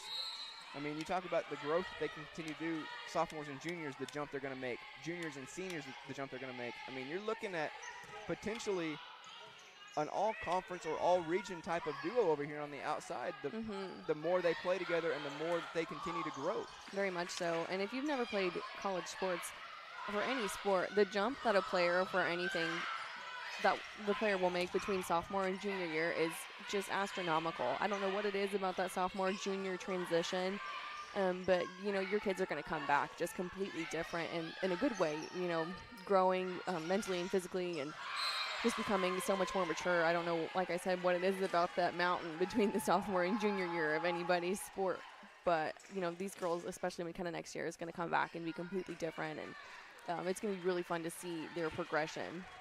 We always joke in the baseball side of things when we're talking about with our players, that you learn the game. The freshman to sophomore jump is mental. It's 100% mental. You just see how much faster the game is. You try to adapt to the game. You learn everything. You're playing catch-up. You're playing catch-up. The sophomore to junior jump is the physical jump like we just talked about. Like, you come back and you just look different. You play different. You are different. You have more, I don't know, more confidence. And it's just, you know, it's crazy because, you know, I've experienced it and now I watch it and I'm like, wow, this is actually a thing. And I don't know why, but it's really, really fun to see. It's a real thing, and it is fun to see for sure. And these girls, we talked about how young they are. They are 1 to 2 seasons away from those jumps. I mean, some of these girls are going to be hitting this jump next year, and then these freshmen, these true freshmen, are going to hit that jump in 2 years when these sophomores or seniors, and this team is going to be so dynamic.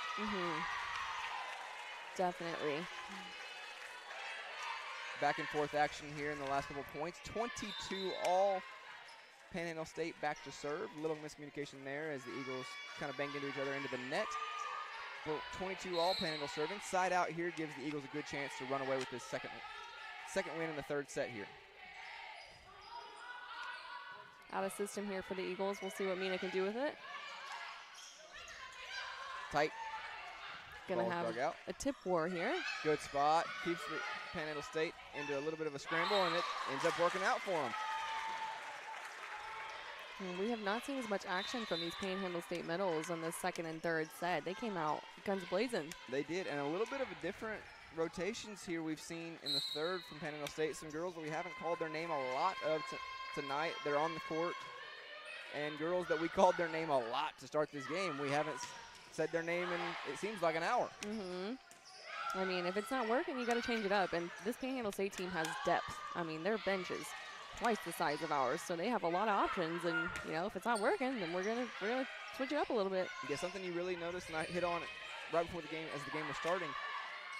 So many girls on this team with 100+ digs or 100+ kills. The two-setter system, you got multiple sets. I mean, 276 from your backup, from your second quote-unquote setter. 549 assists coming in tonight from your starting setter. I mean, you've got a lot of depth from both those players, as opposed to on the Eagles, you got Faith D'Souza with 730 assists, but she's really the only one. Megan, the second setter, we ran a 6-2 for a little bit here early on in the year. I think in the maybe 110-ish range in sets, but in assists. But it's a really big gap there when you see the difference of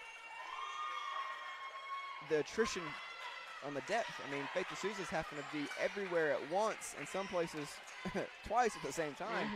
As the Panhandle State, they're running in depth right and left, and you can see a little bit of difference in the way the girls are kind of playing this game right now. The depth is a big key thing right now. Because this is an exhausting sport to play. I mean, you see how fast everything's going.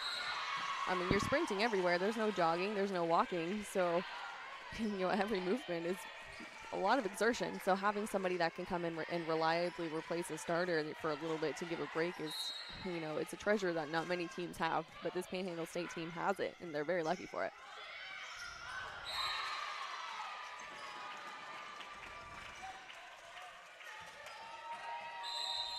And a good couple of points there. Good run, good setup system for Panhandle. If you're an Eagles fan, not what you want to see is it's now 25-24 Panhandle State.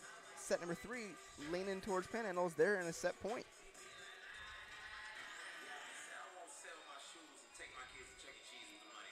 Coach Yarborough with a timeout, talking to her girls, just kind of getting it all figured out, getting it all straightened out. Desperately need a side out to keep this one going. Got to win by 2, as we talked about in the second set. Eagles won that one 26-24. Eagles looking to avoid the 26-24 loss here in the third, as they lost the first set 25-16. I think it's a big advantage going into the fourth set up 2-1, especially when it's a back-and-forth kind of match like we've seen in the last 2 sets especially. I would say the last 2.5 sets between these two teams, back-and-forth action. It's a huge, huge advantage to weather the storm and take one going into that fourth set up 2-1. And that gives them the momentum they looked for. Really nice aggressive swing there by Tessa, but they just had her number on that one. I mean, there was no daylight between those blockers, and she swung right into them, and that'll happen. I mean, you got to pick a side. You can't swing straight. Something we talked about, the size difference and the difference in philosophy and mentality for the two teams in their middles. Panhandle with a much larger height-wise middles. I mean, they've been able to be the more aggressive middles at the net. SU a little undersized in the middle, but looking to be more athletic, being a little smarter, which has worked out well for them for the majority of the season. Their middles have really played well. But right there, that's one of those times excuse me, that you need to find a line, get a cut shot, find something, especially when you're down against the ropes there, 25-24. You need to put the pressure on them, even though the pressure is on you and your back's against the wall there. You got to find a way to put pressure on Panhandle and force them into making a mistake, because not only does that tie up the game if they make a mistake, that gives you momentum back to continue out, and maybe you take the lead and keeps the pressure on them. You got to find a way to put them, even though your back's against the wall, to put the pressure on the team attacking you. You just really have to do your homework before every match. I mean, you got to know, hey, this is going to be your middle, and they're this tall, and you've got to figure out how to score around them. And, that's just being a good student of the game and doing your homework, and that's just being an aggressive player is like, how can I defeat you?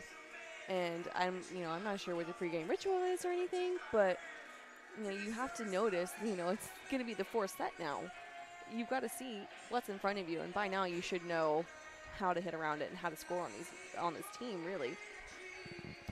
I mean, I completely agree with you. I think being a student of the game is incredibly important and extremely overlooked. I mean, you've had 28 games worth of film that you can go back and look at Panhandle State over the course of this year. That's a lot of volleyball to go back and really get some key notes on. Now, granted, there might be some changes game to game, team to team as they're playing, but they're going to have a very similar philosophy throughout, because that's going to be their team philosophy. And on defense, I can tell you right now, they're going to fly around. They don't care who it is or where it is. They're going to have bodies flying around. They're going to have girls digging the ball out. They're going to have girls playing big defense at the front of the net. They're going to play a defensive-minded game, and they're going to have just a balanced attack as their defense is going to lead them. They're going to play good defense and give themselves opportunities to have good opportunities on offense. But they're not just going to come down your throat over and over and over again. They're going to play smart with their offensive opportunities, because if you look at it even tonight, the opportunities are heavily in favor of the Eagles. It's 150 to 135. I mean, the Eagles are 15 more attack attempts and 5 more kills on the night. I mean, you would think that the Eagles have been the aggressors tonight because of that number. But really, it's more times than not, you look at it and you're like, well, Panhandle's kind of forcing the Eagles, their backs against the wall right now. But a lot of that comes from 75 digs out of the 150 swings and 6 blocks. I mean, they are really controlling the defensive side of the game, forcing the Eagles to play and play and play. And that's what's coming into those errors we talked about earlier on.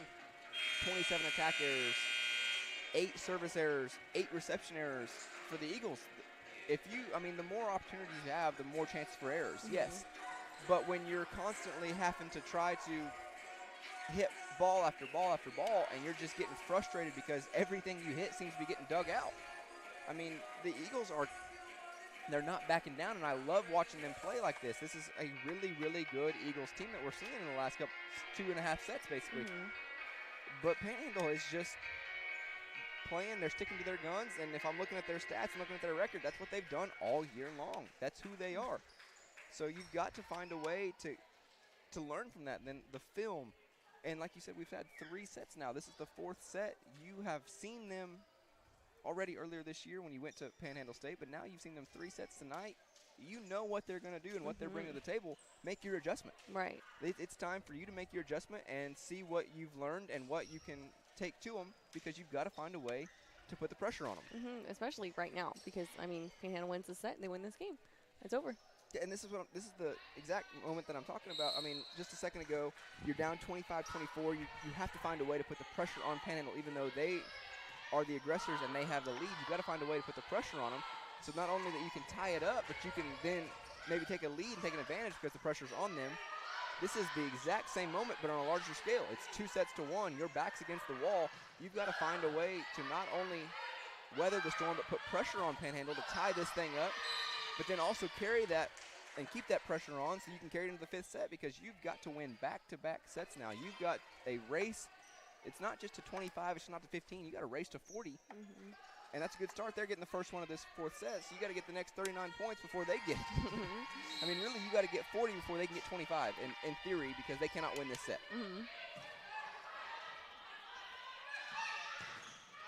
Good touch off the block there for the Eagles. Set us up for some good offense. I hope there was one block up. Good coverage there by Treasure. You know, that's another thing with this young team. Court awareness is pretty, I don't want to say limited, it's pretty low. Because that would have been a perfect opportunity for our middle to just crank at that ball, because she had 1 block. And yes, she is by far the tallest person on this court on both sides. But pick a side and put it down, because there's only one of her. Right. So it's just really seeing where you are, who's up against you, where the defense is. But, you know, this team is really, really young, and that's hard. It comes with time. So hopefully, you know, they'll get over that sophomore slump here and come back next year and, you know, have that, growth. The mental growth to just stop. And, you know, it only takes half a second to glance over before you swing and see where everybody's at. I think a big thing with that is, and these girls are getting plenty of that. I mean, they're being forced at that, is repetition. I mean, the live game reps, that stuff you can work on in practice, but you really can't imitate the speed of it, the intensity of it, the adrenaline pumping, and everything going on with there's a different, girls you're not used to seeing every day. There's a little bit of an issue at practice, especially if you're scrimmaging at practice. You can get away with some tips and some rolls and some push and a little bit of this and that here and there, because you're playing against each other and you know who you're playing. You know them inside and out because you spend every day with them.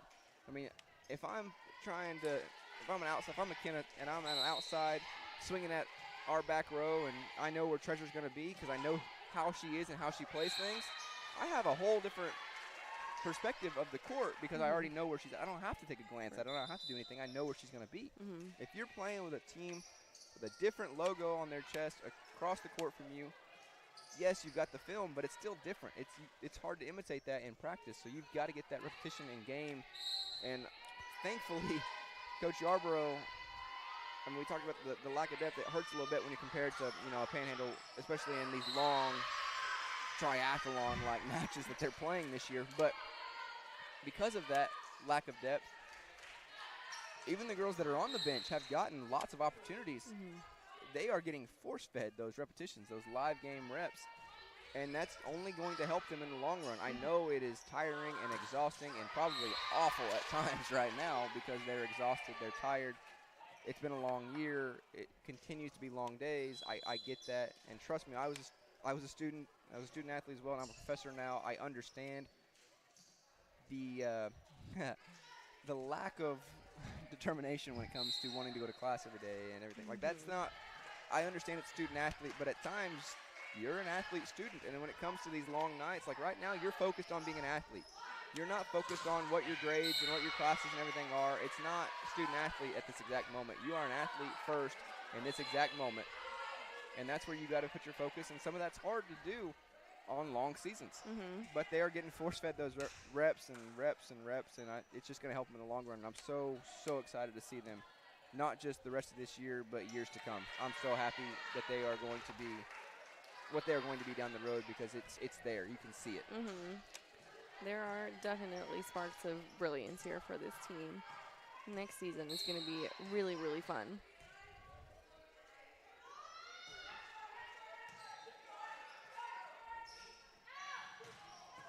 Good swing there by Mina, gets the kill. Eagles up 6-3 here in the fourth. Nice controlled shot there by Mina. No pepper behind it or anything, but she placed it really, really well.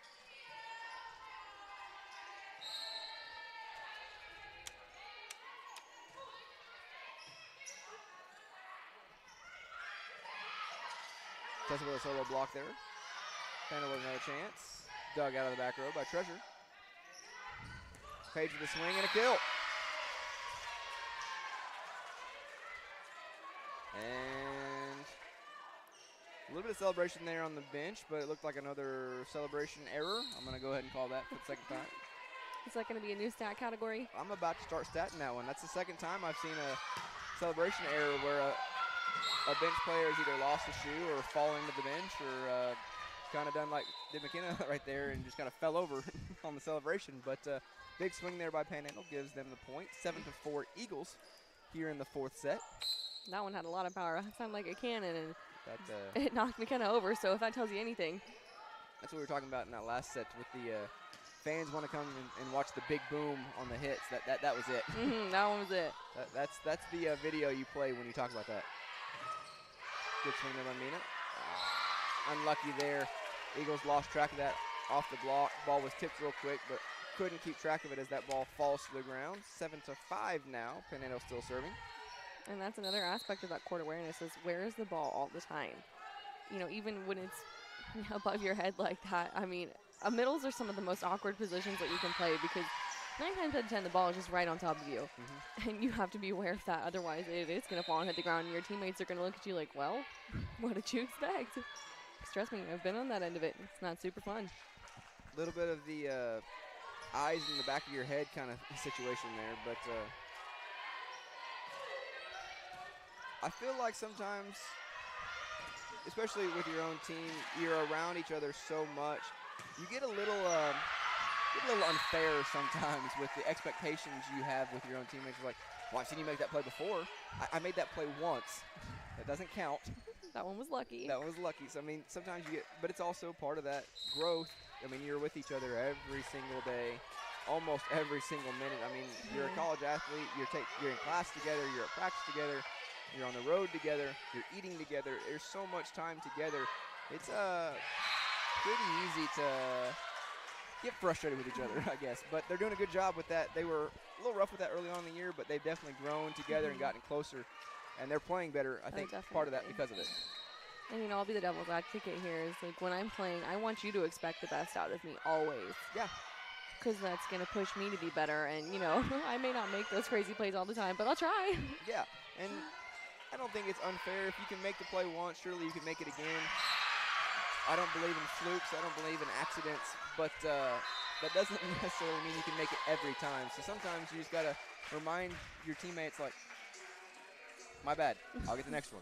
You know what I do want to see every time is that exact swing from Tessa, because that was gorgeous. See, and that's another. She has that one to end the third set the wrong way if you're an Eagle fan, and then you come back in the fourth set, she gets her second chance. Hey, my bad. Give me another chance. I got your back. If you got mine, and maybe the best swing of the night from the Eagles. And the score is reflecting it. They're, you know, it's their typical pattern that they follow. You know, every single home game, it seems like.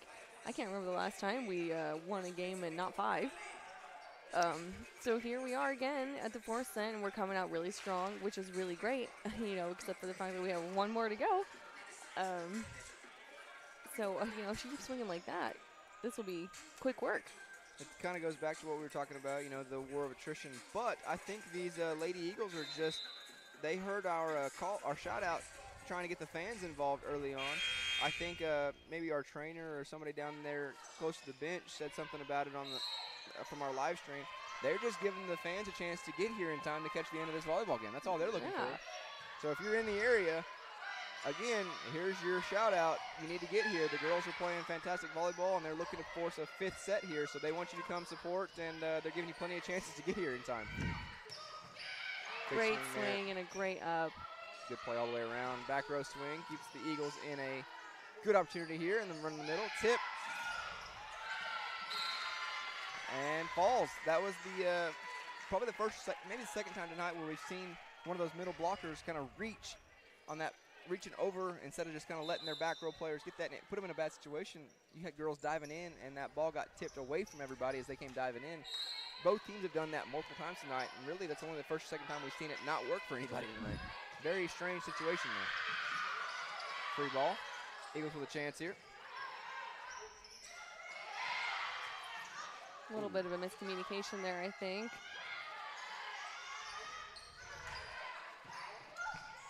Good dig.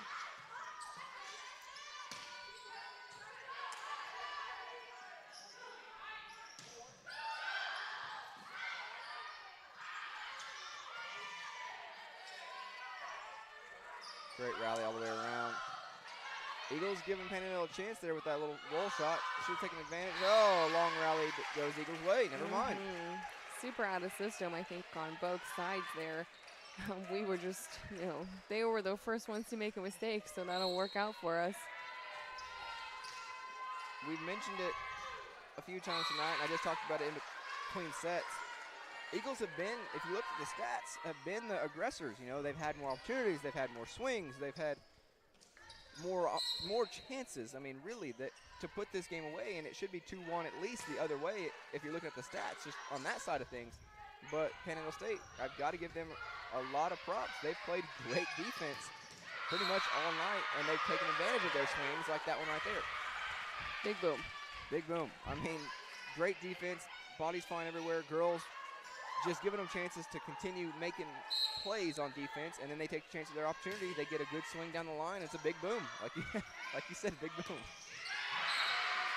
And the Eagles not shying away. They get their own big boom as it's 14-7 now.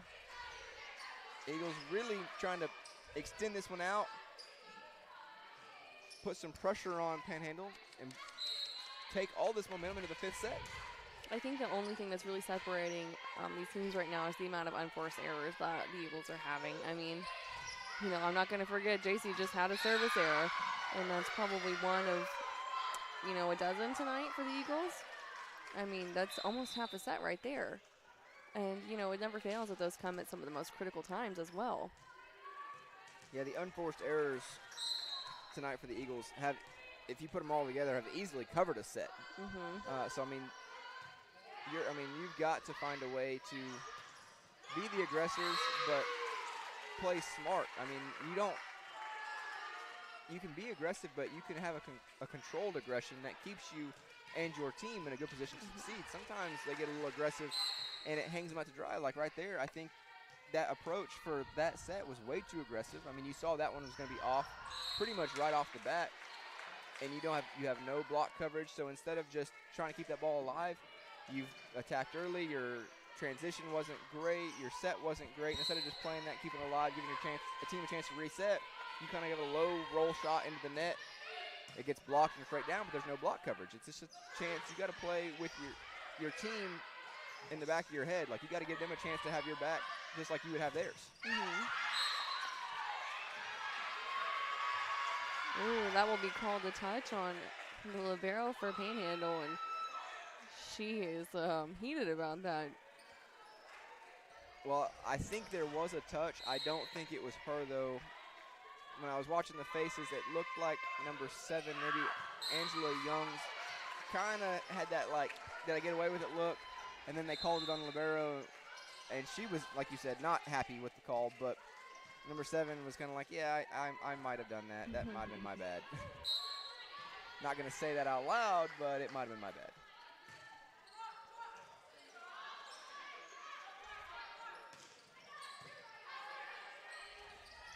back and forth action here as Panhandle finds the spot and beats Treasure on the back row. Point Panhandle. That was a really good swing. I am happy to just let her have that. Yeah, sometimes a good swing beats good defense, and that's just what we saw right there. I mean, girls were in the right position, just a really good swing. 16-11 Eagles here.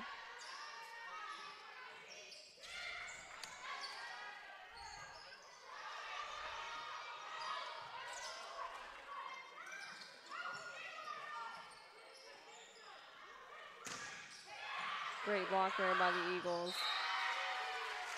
That worked out really well because we were out of system, sent that ball over on kind of a magazine advertisement of a tip. But it all worked out for us in the end. 17-11 as McKenna Thomas serving. And that will be a double as the setter dump goes into the net and off of herself, so it's 18-11.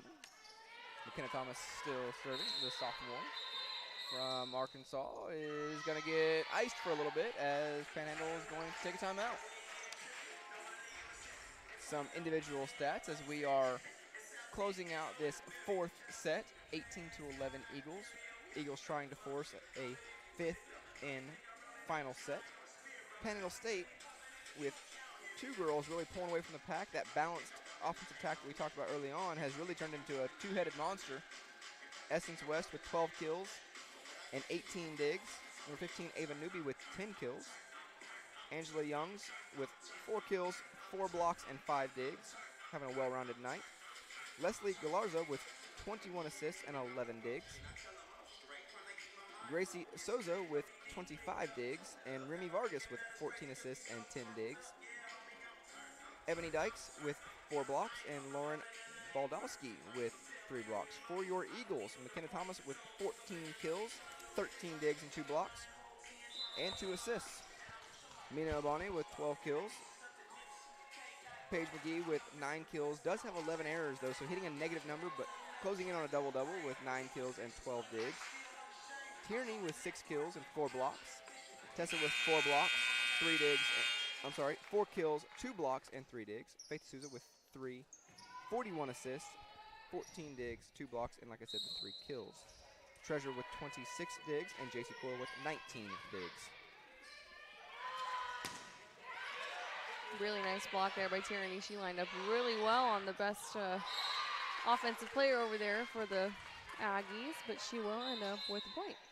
Yeah, Essence West, smart there. That's just being a senior and kind of having a lot of volleyball under your belt. Big swing. She's gotten away with most of those big swings tonight because she's just kind of been more powerful, more athletic. That one got blocked. Great job by the Eagles to block that one. She comes right back to her, and then she hits a little roll shot around the block. So just being a senior, being a smart player gets the kill for the Aggies. And Faith D'Souza with a smart play of her own. Going on 2, the lefty gets the kill, 19-12. And that's the first time that's worked for her tonight. She's tried it a couple, but Panhandle has managed to pick it up every time, but this is really the first time she's got one put down. You know, earlier on, she had a couple that I thought were good times for it, but just a little bit of a right place, right time for the Panhandle, for the Aggies, kind of rotating through into their defensive sets, and they just kind of got a hand on one as it went across.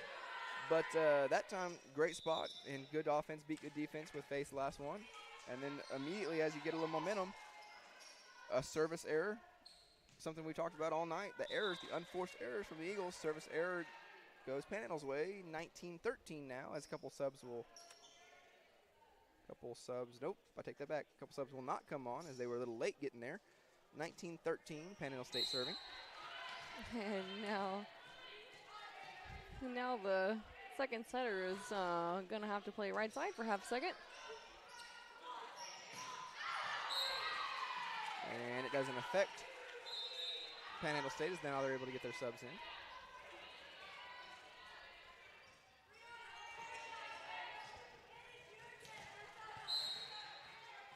A little bit of a resurgence here from the Aggies. They've cut that point deficit by quite a bit. Yeah, looking to close the gap, even if you good pancake, but that ball was not able to be saved overall. Point Eagles. Even if you are not able to win this fourth set, you want to get some momentum carried in, so you want to have some good runs, some good points and everything, so you can keep this close. You don't want to just give the Eagles this full wave of momentum going to the fifth. You want to keep it close so that you have a chance to fight in that fifth and final set. Good swing there, tools to block, and is down for a kill from number 23, Essence West. Bit more of a press there by Tessa, and that ball is straight back down to the ground. Yeah, they've done a good job tonight. I've noticed getting outside to the pin and forcing that ball back in, but still the press going across. It's still coming across the court or down the net instead of just straight back down. But Eagles have definitely been something you can see they've been focused on and working on. They've done a better job of that, getting outside to that pin and then forcing that ball back into the middle of the court. They're closing a lot better than they have been in the past. I've not noticed, as many holes in the block and whatnot. Always room for improvement, and I know Coach Yarborough is going to watch the film, and she's going to have plenty for her girls to work on, because they are always on a very tight, focused practice schedule. I've seen their practices many times, so plenty for her to talk her girls through, especially on that play like right there. You break that down. Hey, it's a campfire. Somebody's got to do something. Somebody's got to step up and just make a play sometimes. So plenty to work on, but good volleyball here as they are looking to close out this fourth set.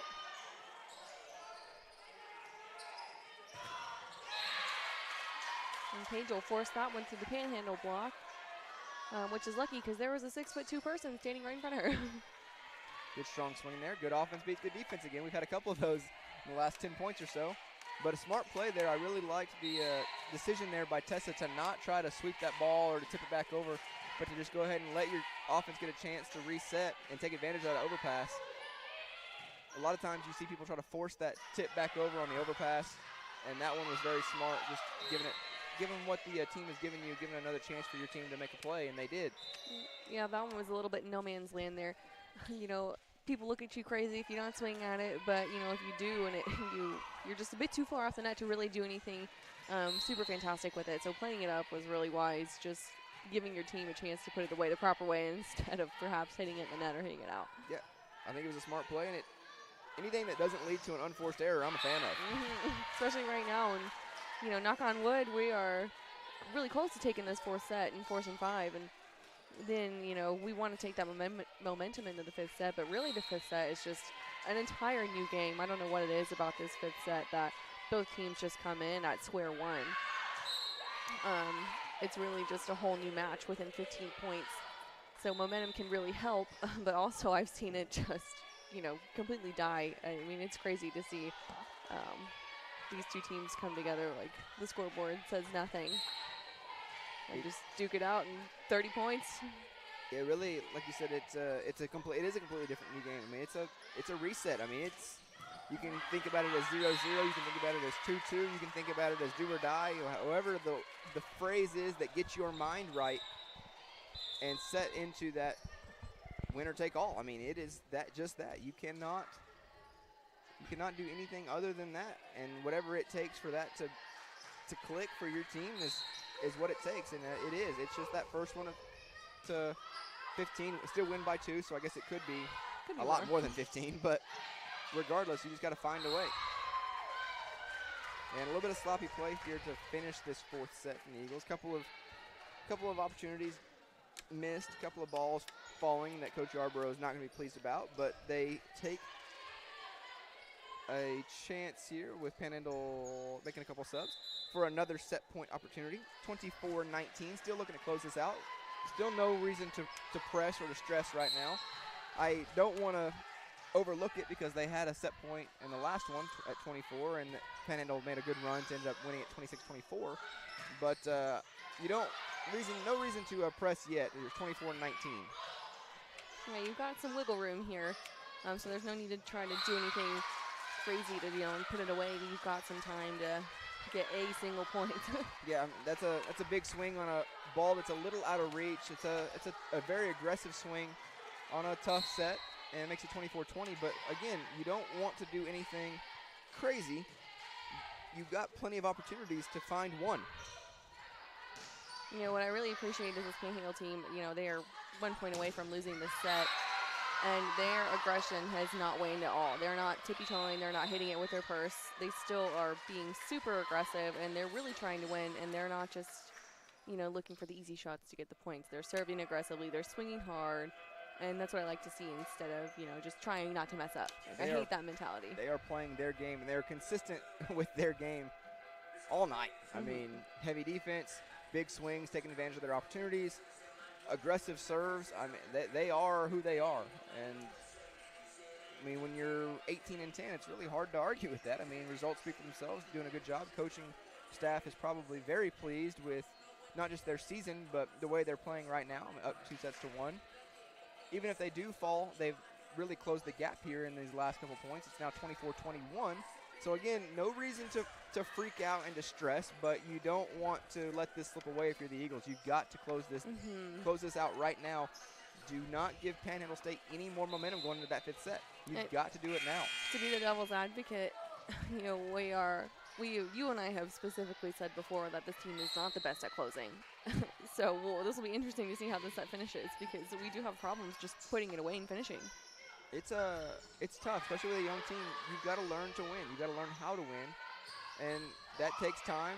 And they are learning it right in front of our eyes, as Panhandle, with a uncharacteristic miscue right there, gives the Eagles exactly what they needed. They needed that point. They got exactly what they needed. Now it's 25-21, tied 2 sets.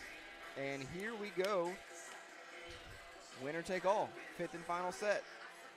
New game, 0-0. Whatever you want to call it.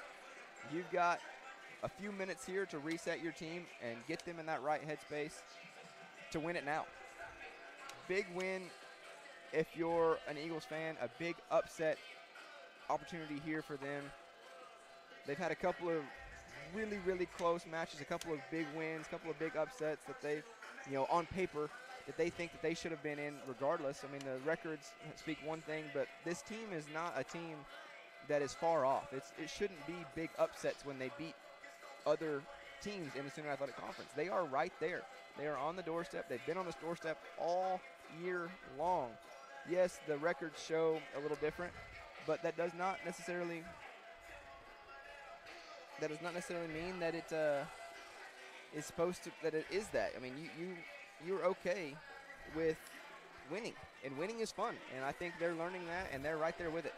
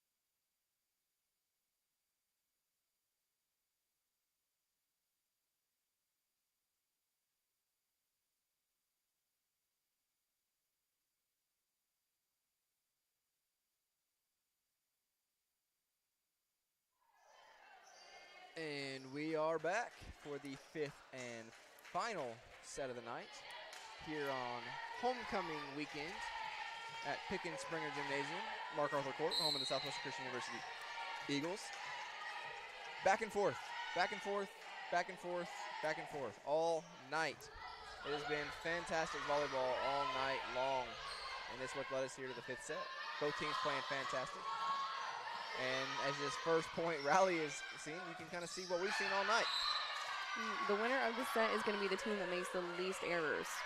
And that sounds pretty obvious, but you can make a lot of errors and still win. But, you know, you've only got 15 points to play with, or really a total of 30 in hopes. And you know, you've got to come out crisp and efficient to put this away. Yeah, it seems kind of elementary when you say it, but it's been the tale of two teams. I mean, the Eagles have attacked and attacked and attacked and attacked and then attacked again, but they've also made a ton of errors.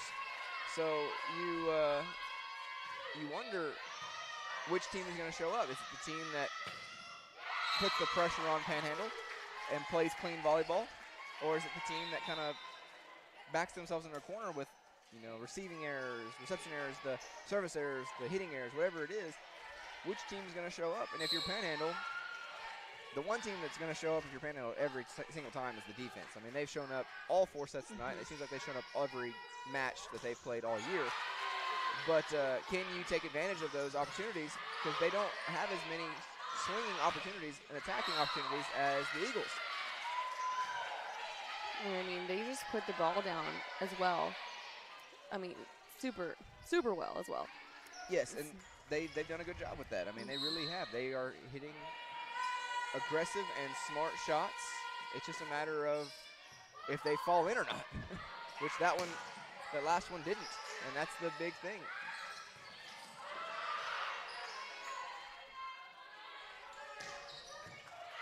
Great ups there by the libero. Oh, good luck here. Not a smart choice there by the middle, but it ended up working out in our favor because that ball was definitely headed out. Yeah, the closest player to be able to dig that one out was probably going to be Coach Allen over there on the sidelines, but thankfully Panhandle touched that one. Tip goes out of bounds, point Eagles, now up 3-2. Page still serving. Ooh, lucky, but a great up. There's that defense. It shows up every single time that ball's in the air. A nice force there by McKenna. That's the second time she's used the block that way, and that's really uncharacteristic of this team on the Panhandle side. You know, not just putting that straight back down in her face because she's hitting right at them. Yeah, she's not as explosive as she was in the first set, but we talked about it a few times, the depth, the difference in the depth. McKenna might just be a little tired. I mean, there's that element that she has played all night. Every single point of the night, she has not come off the court. That's a very consistent thing for her throughout the season. I'm not trying to say that's new, but it's a long season. This is the 28th match of the year. There's a lot of sets being played, a lot of points being played. She's got a lot of swings tonight. It's definitely showing at this point. The attrition, she's getting tired. I mean, there's only one regular season game left for these Eagles, and it's tomorrow. That's right. So, I mean, we are at the bitter end.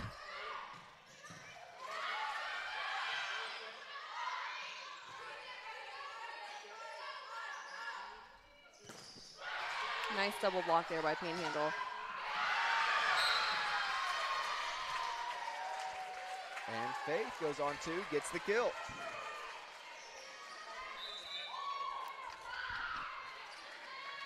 The Eagles up by 2 here in the early fifth set.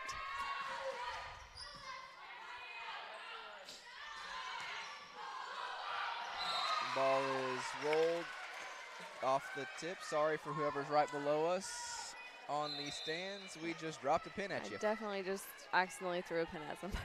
Do you wanna look over? I don't. You don't wanna look over the edge? I don't want to look over the You edge. don't wanna look over the edge? I I'm don't. not doing it. I'm sorry. That pin's gone. I'm so sorry. We are very apologetic if it just hit you in the head downstairs. Casualty of war, I guess. Can't believe you just threw a pin. The pokey part wasn't out. That's good. I'm fired. LOL. Anyways, returning to action now is this long rally dugout. McKenna Thomas. Eagles with a free ball. Oh, somebody say something. Panhandle with a chance. Thrown outside. Another dig by McKenna. Great defense. Mina with a roll shot is able to take over. Stayed alive. Back and forth, back and forth, back and forth. Point Eagles as Tierney is able to hold up in the air just long enough to get that block in down for a kill. As a celebration error on the court this time as they all bump into each other, and Tierney might have taken the worst brunt of that one as they fell into her a little bit, but 6-4 Eagles now. Such a good rally there by the Eagles. I mean, they were really pounding at McKenna, and she responded the absolute best way she could by just digging them easily up and giving her team a chance to put the ball away. Ooh, good swing, good spot, but Mr. Line Judge says not this time. A little deep. Just a bit outside.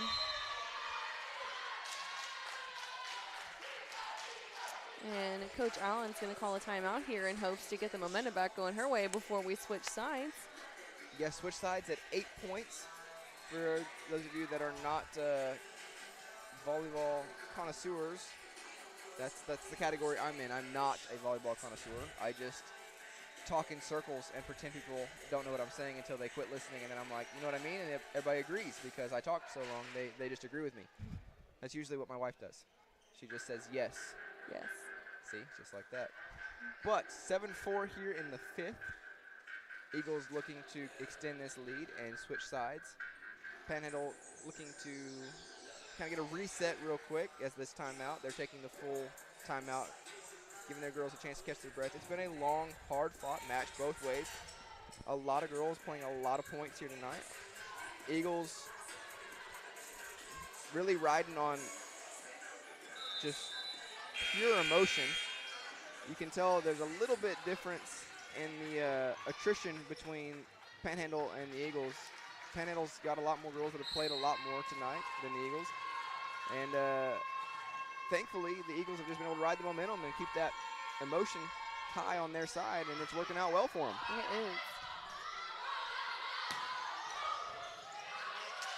is. Again, going after McKenna, and a little bit slower to respond to that one, but the ball was still up and playable. But that one absolutely was not. That's a big swing. Big boom. That's a big swing.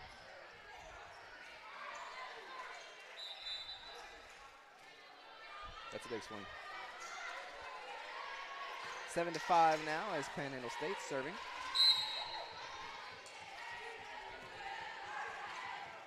Served at Page. At assistant ball.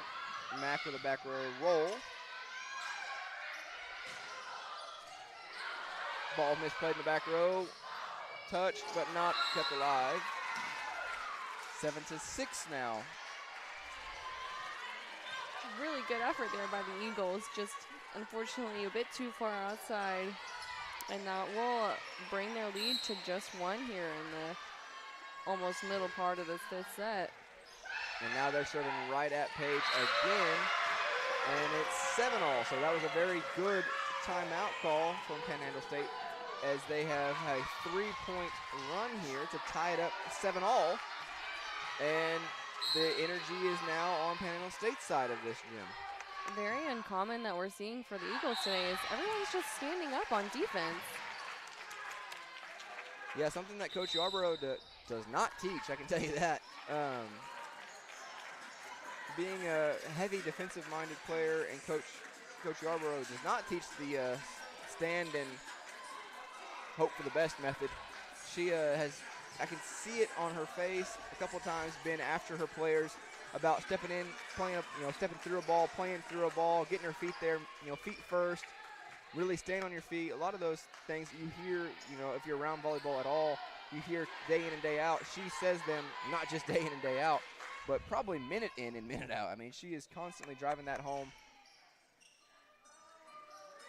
And I know that she is going to really drive that home again once they see film. But right now, she's more focused on getting 7 points before they give up 8. And 8-all. Back and forth, back and forth. Very much so. And unfortunately, another blocking error, which is something that we're kind of used to seeing around here. Except for tonight, they've been, like we said earlier, doing a lot better. But, as you get tired, your blocking does get worse. And I can attest to that because, like we said, this fifth set, everyone's exhausted. And, I think middles and setters probably do the most running around out of everybody because, as a middle, you're supposed to be at every single play at the net. Left, right, center, it doesn't matter. And so, your blocking does get really, really sloppy once you get tired. Eagles need a side out. Now 9-8 Panhandle. Their first lead of the fifth set. And very uncharacteristic for Panhandle. Service error, and not just a service error, easily the worst one of the night for Panhandle. So 9-all, big break there for the Eagles. Big break. Unless we are tied up at 9 here. First 1 to 6 gets to go home with the win. Yeah, you're really digging deep now. Just pushing 6. J.C. Coyle serving. Trying to get the Eagles a nice little run and a lead here. Tipped. Eagles with a chance. Got to use this one.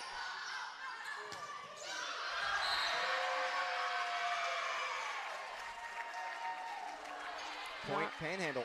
Not great coverage off the swing here, unfortunately.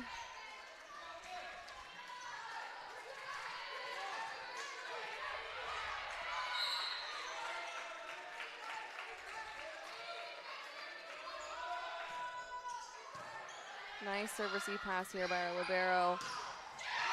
And that's one of those swings I talked about early on. You got to reach. The set's a little off, your timing's a little off, whatever it is, it's not perfect, and you take an aggressive swing there with no block coverage around you. It puts your teammates in a little bit of a bind. There's nobody to have your back there. You've got to play, that's a shot, you got to play smart. You got to just give your team a chance to reset and keep it up. The errors are starting to mount now for the Eagles. It's 11-9 Panhandle here in the fifth. Got to have a side out. We have to, and that's just another thing is like, you're off the net, and you're already, the odds aren't in your favor of getting a really powerful swing off. So you really just have to look and see what's in front of you and how can I just get this ball over the net and give us another chance. And swinging right into the 6'2" middle is not the way to do it. It's a strategy. It's a bold strategy even, but maybe not the best strategy, especially for the given circumstances. Bold strategy, in fact, though. Bold move, Cotton. Bold move, Cotton.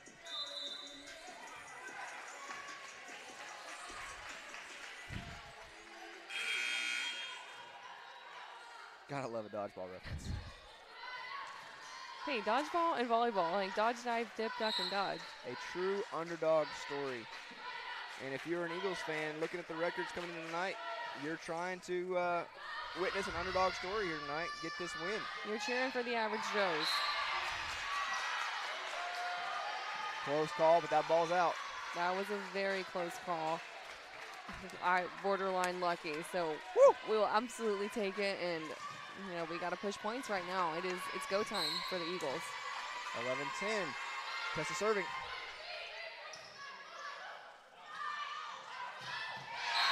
Nothing we can do about that one. Great set, great swing. Biggest swing of the night from Panhandle Aggies. That was a bullet. She had one block up and the whole court to play with, and she still decided to take that line.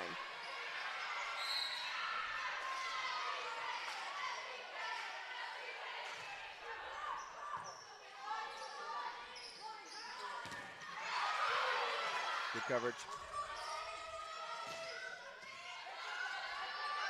Panhandle State out of system. Roll shot. Ooh, J.C. Coyle with great coverage there.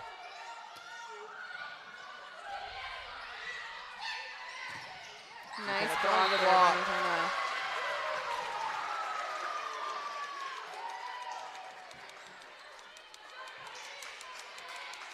11-12. Eagles serving again. Page back this time now, trying to tie it up. Desperately needing to tie it up and take the lead here as this fifth set is winding down. Good serve there by Paige. Roll. Out of system here for Panhandle, so let's see what we can do with it. Center dump. Ooh, good coverage. Great coverage. Ball's over. Still over. There it is. 2 overpasses, 2 chances, and a kill. McKenna Thomas tied up at 12. One was a whiff and one was certainly put down with some intention. Whiff is not always a kill, but tonight, as we've seen from both sides, big booms are kills. Big boom. And this place is electric now. Yes, look at the crowd here. The last 3 points of the game. They finally woke up. Not much you can do about that one. Really good swing there, and you know they were lined up really well. She just used them. 13-12. You just gotta let them get theirs, but a timeout here, I think, called by the Eagles to try and settle some nerves, perhaps. Hopefully it works. Coach Yarborough getting a timeout. Maybe trying to ice Panhandle State just a little bit here. 13-12, some individual stats now. Essence West has really just taken off and put her team on her back now with 19 kills and 22 digs. Ava Newby with 10 kills. Leslie Galarza with 27 assists and 14 digs. Ashley Sanchez now with 13 digs. Gracie Souza with 30 digs. Remy Vargas with 20 assists and 10 digs. For SCU, McKenna Thomas with 19 kills and 16 digs. Mina Abani with 13 kills. Paige McGee with 12 kills and 15 digs. Tierney with 6 kills and 7 blocks. Faith with 50 assists, 15 digs, and 5 kills. Treasure with 31 digs. JC Coyle with 21 digs. Both teams now over 200 attack opportunities.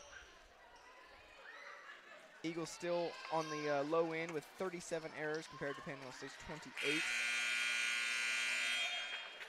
12 service errors for the Eagles, 7 for Panhandle State, 8 aces for Panhandle State, and 2 for the Eagles. And right there is the 8th service error for Panhandle State. I'm glad I mentioned it. I don't want to say that was all me, but I didn't hurt the situation.